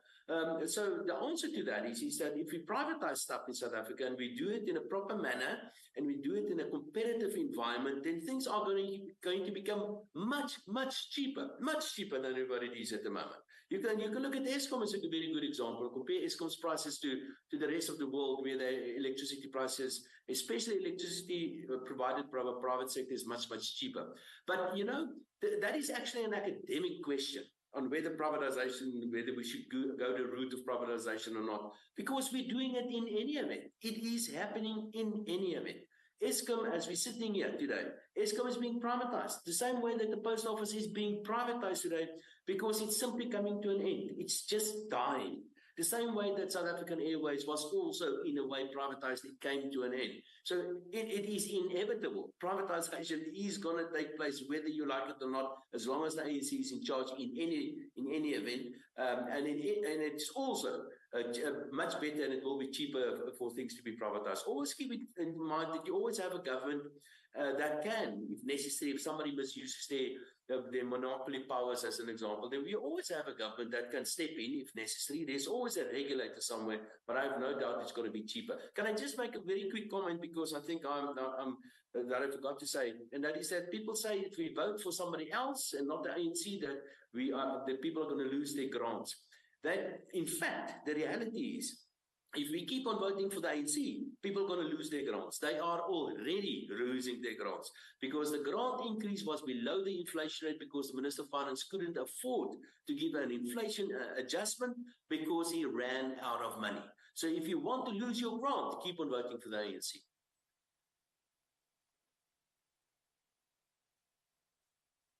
You're not pulling any punches there, Dawie. Let me ask my panelists. Actually, Stephen, let me come to you. We'll come back to the question of whether or not the free market is still the most viable, to rectify the injustice of the past. I want you to touch on the first one that I asked you earlier around infrastructure, particularly railway infrastructure. What are the prospects? I mean, firstly, we know it can be fixed if people put their minds to it. But what should South Africans expect? How long can that exercise take? There's the other mic. Okay, I'll sort it out. Oh, there we go. Thank you. Thanks, Johann. Yeah. Right, no, it's working. Okay, look, obviously it's not impossible to repair the rail infrastructure. You know, it's been damaged through vandalism and theft for the most part. But, you know, the trouble is, and it's not as easy as it sounds, there is an issue where now with an adequate rail or passenger rail service, you know, there's been alternatives made, and there's been obviously an increase in bus service and taxi service. So now if you try and resurrect the passenger rail service, there is going to be resistance coming back now from the people that have spent a huge amount of funds buying taxis and buying buses, you know, to commute the workers to their work sites on a daily basis, and there will be resistance. So it takes a certain amount of negotiation. But you know, you can't just put the rail service back into action and expect all the passengers to get back onto the trains. You know, obviously the security issues have got to be addressed, and the passengers need to be safe. But I can tell you now that the taxi owners will feel aggrieved. I mean, you know, they've actually filled a gap, and they feel that they are doing a service, and now you're actually undermining that particular industry. So that issue has to be dealt with. But the actual rail infrastructure in itself, it can be repaired. The overhead transmission equipment, the track can be put back, the squatters that are living on the rail servitudes can be moved. All of these things can be done. And if it's just a case of just doing the engineering behind that, I mean, you know, you can start making progress on on individual rail lines, you know, within a few months. You know, you're not going to do the whole country all in one go. That could take years. But, you know, you do it line by line, and you reinstate that particular service, and you reinstate that particular service. And it is happening, as I say, in the Western Cape at the moment. The metro rail lines are being put back into service, and I know PRASA have made some attempt to put some of their rail lines back into service, but there's a lot of other social issues that have got to be taken into account first, in my opinion, anyway. Go ahead, Mr. Kruger. Which one are you going to answer? I want to continue on the rail infrastructure, but I'll blend it with other sectors as well. So maybe the first thing is Transnet are now seriously considering to make use of PPPs. So in the recent 2 months, we have had a number of their staff going through the first level of the training, just to give them a basic understanding. Sort of the one point. The next point is that rail is very capital intensive. And if I can then move into Africa, many African governments are making use of the PPP procurement methodology to procure rail systems. Typically, governments will contribute to those projects, probably by financing the tracks. That's the huge costly element. And so in principle, it is possible for rail, for electricity, and let me speak about electricity for a moment. We have trained 45 people in Eskom also on PPPs for generation, transmission, and distribution. So if I can maybe just comment on transmission, the principles is the same across those three areas. And I want to use an example from East Africa. In East Africa, in Kenya, KETRACO, that is the transmission authority. They've already got three authorities for generation, transmission, and distribution. So we are a bit behind the curve as far as that is concerned. KETRACO 3-4 years ago have already decided they are not going to develop any transmission lines themselves anymore, because through their research they've realized that the private sector can develop it at half the cost in half the time. So the PPP procurement methodology is very appropriate for large infrastructure projects, be it electricity, be it rail, be it water, etc. Thank you. Can we answer who wants to take the one about? I think you can take that one. Whether the free market is the free market most viable? No, who wants to answer that? Dawie, are you online? Can you answer? Can somebody please take that one? Dr. Moya, I have one for you on the nation building question. I'll come back to it. So I think we need to acknowledge that we live in a changing global context where the absolute free market is seen to be flawed.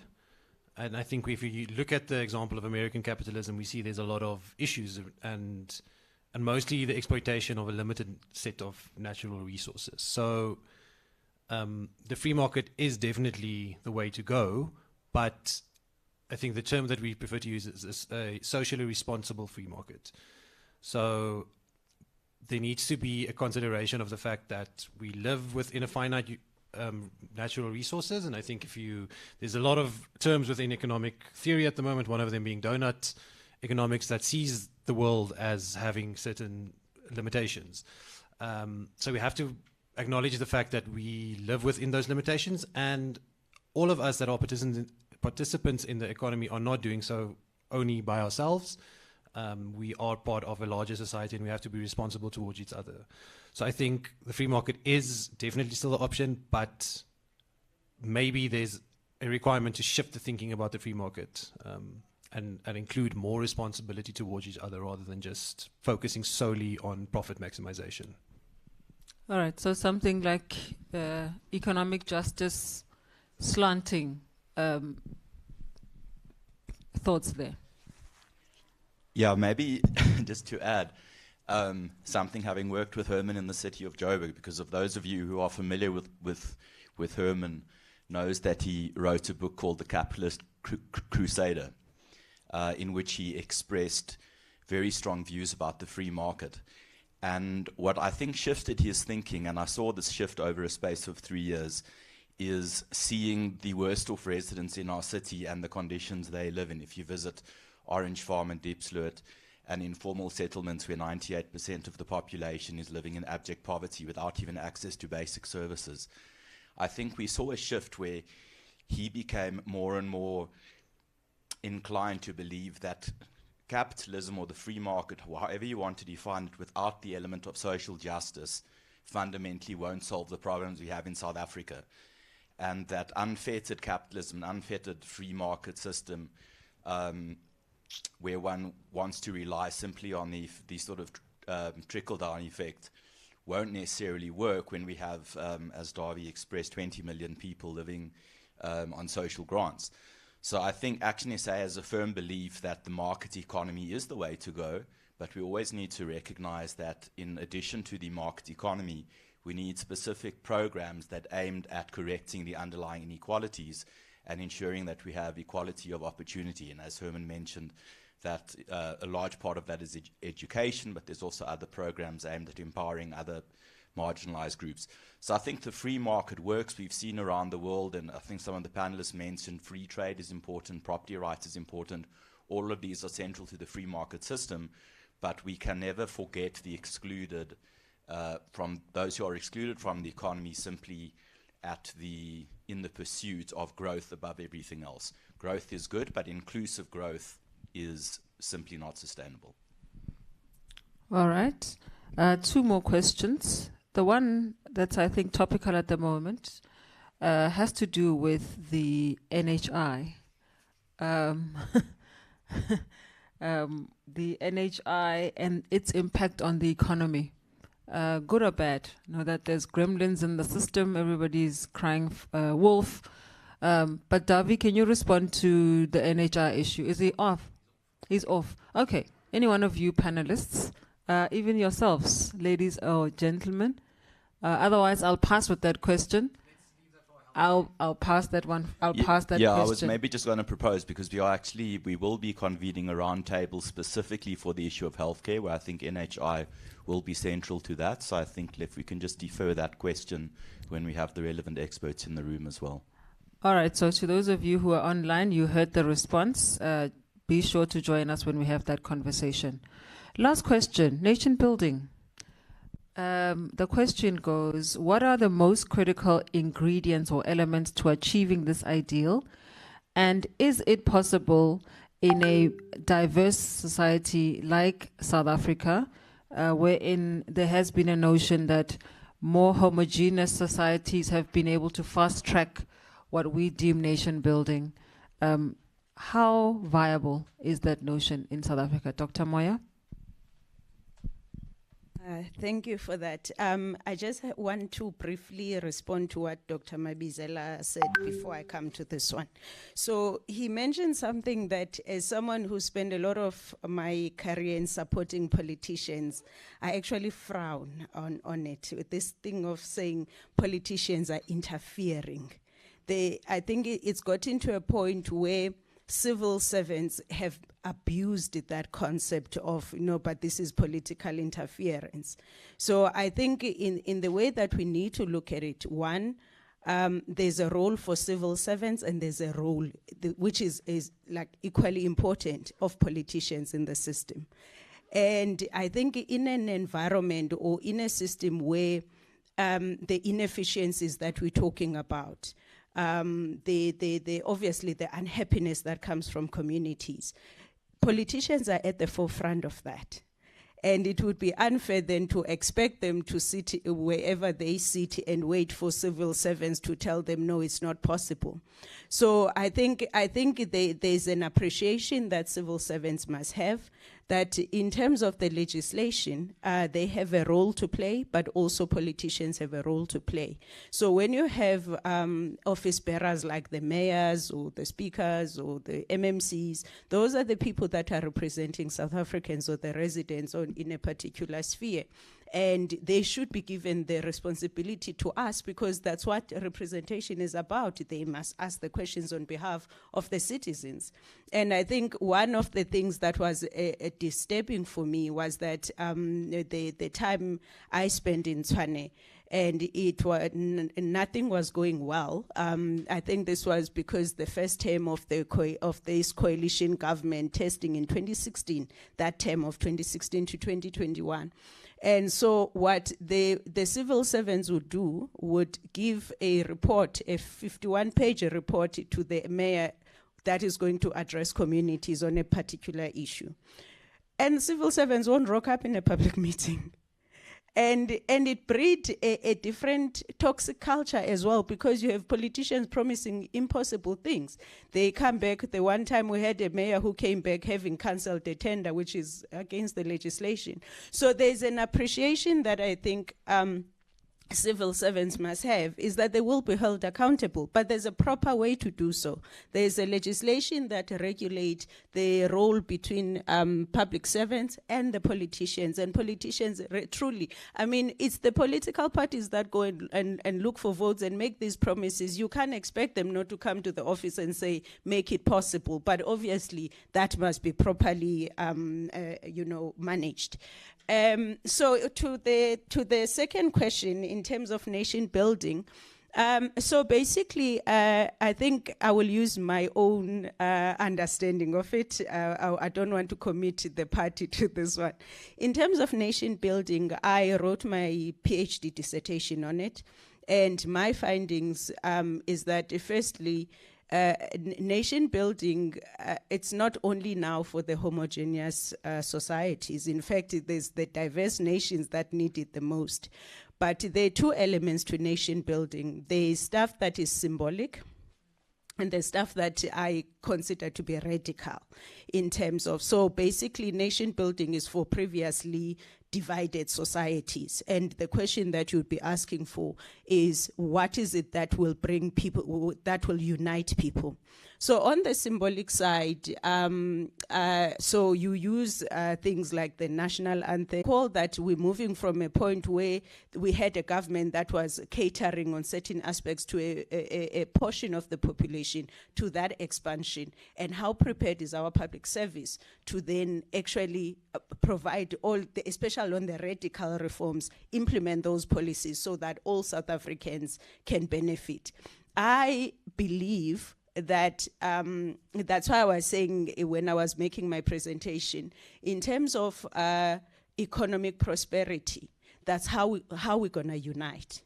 And I think it's the discussions that have taken place today to then say, if we want to be a united nation, with all the nice stuff we're going to do, we're going to have braai with each other, we're going to go to see sports and whatever. But when we're there, I don't want to go home at 4 o'clock in the afternoon because my friend has to go to a place where there's no public transport. There's also a softer side to even with the radical reforms, the schools we get to go to, the network that we have, where we're located. In terms of spatial zoning, we have a big problem where, the cities are not transforming. So those are the parts where it looks like it's not possible, but should we have a capable public service, we have a political direction, because one of the things I reflected on was that if you listen to the state of the national address from Mandela, you compare what he was saying, the rhetoric then, move to Mbeki, move to Zuma, move to Ramaphosa, it's diminishing. So there's no national message that is being sent out. And those are the things that, as South Africans, while we wait for you to have money to give us the schools and hospitals that we deserve, but at least tell us where are we going. And that's one of the things that nation building is possible, but we do need as a country to speak with one voice in terms of where are we going. So that is a very short answer to the nation building question. Thank you. I know that puts you right on the spot, but I think it's important as we navigate even the topic like economic justice and economic prosperity going forward. Colleagues, thank you so much. We have reached the end of our program. Thank you to each and every one of you once again for taking the time to work with us in this process. We obviously, are trying to stay true to our heritage of the People's Dialogue, that we are not going to sit in a silo and formulate these things without, ordinary South Africans who are interested in seeing us fix our country. So for your time and your effort, thank you so much. For all of you who've been in the audience, thank you so much for indulging us and for listening to us. We know that the time will come. I know that submissions can always be made online, can always be made through the different various platforms that we have. We do have info@actionsa.org.za, where you can email us all of your suggestions, all of your thoughts. To those who have joined us online, thank you all so much. We thank you so much for your contributions. I have noted all of them. And fortunately, these sessions are being recorded, so we will have access to a whole lot of these that are also online that we may not have had enough time to indulge in this session. Thank you very much. Once again, have a good afternoon. Lunch is served in the dining room for anyone who's interested. Go ahead and do that. See you at the next roundtable.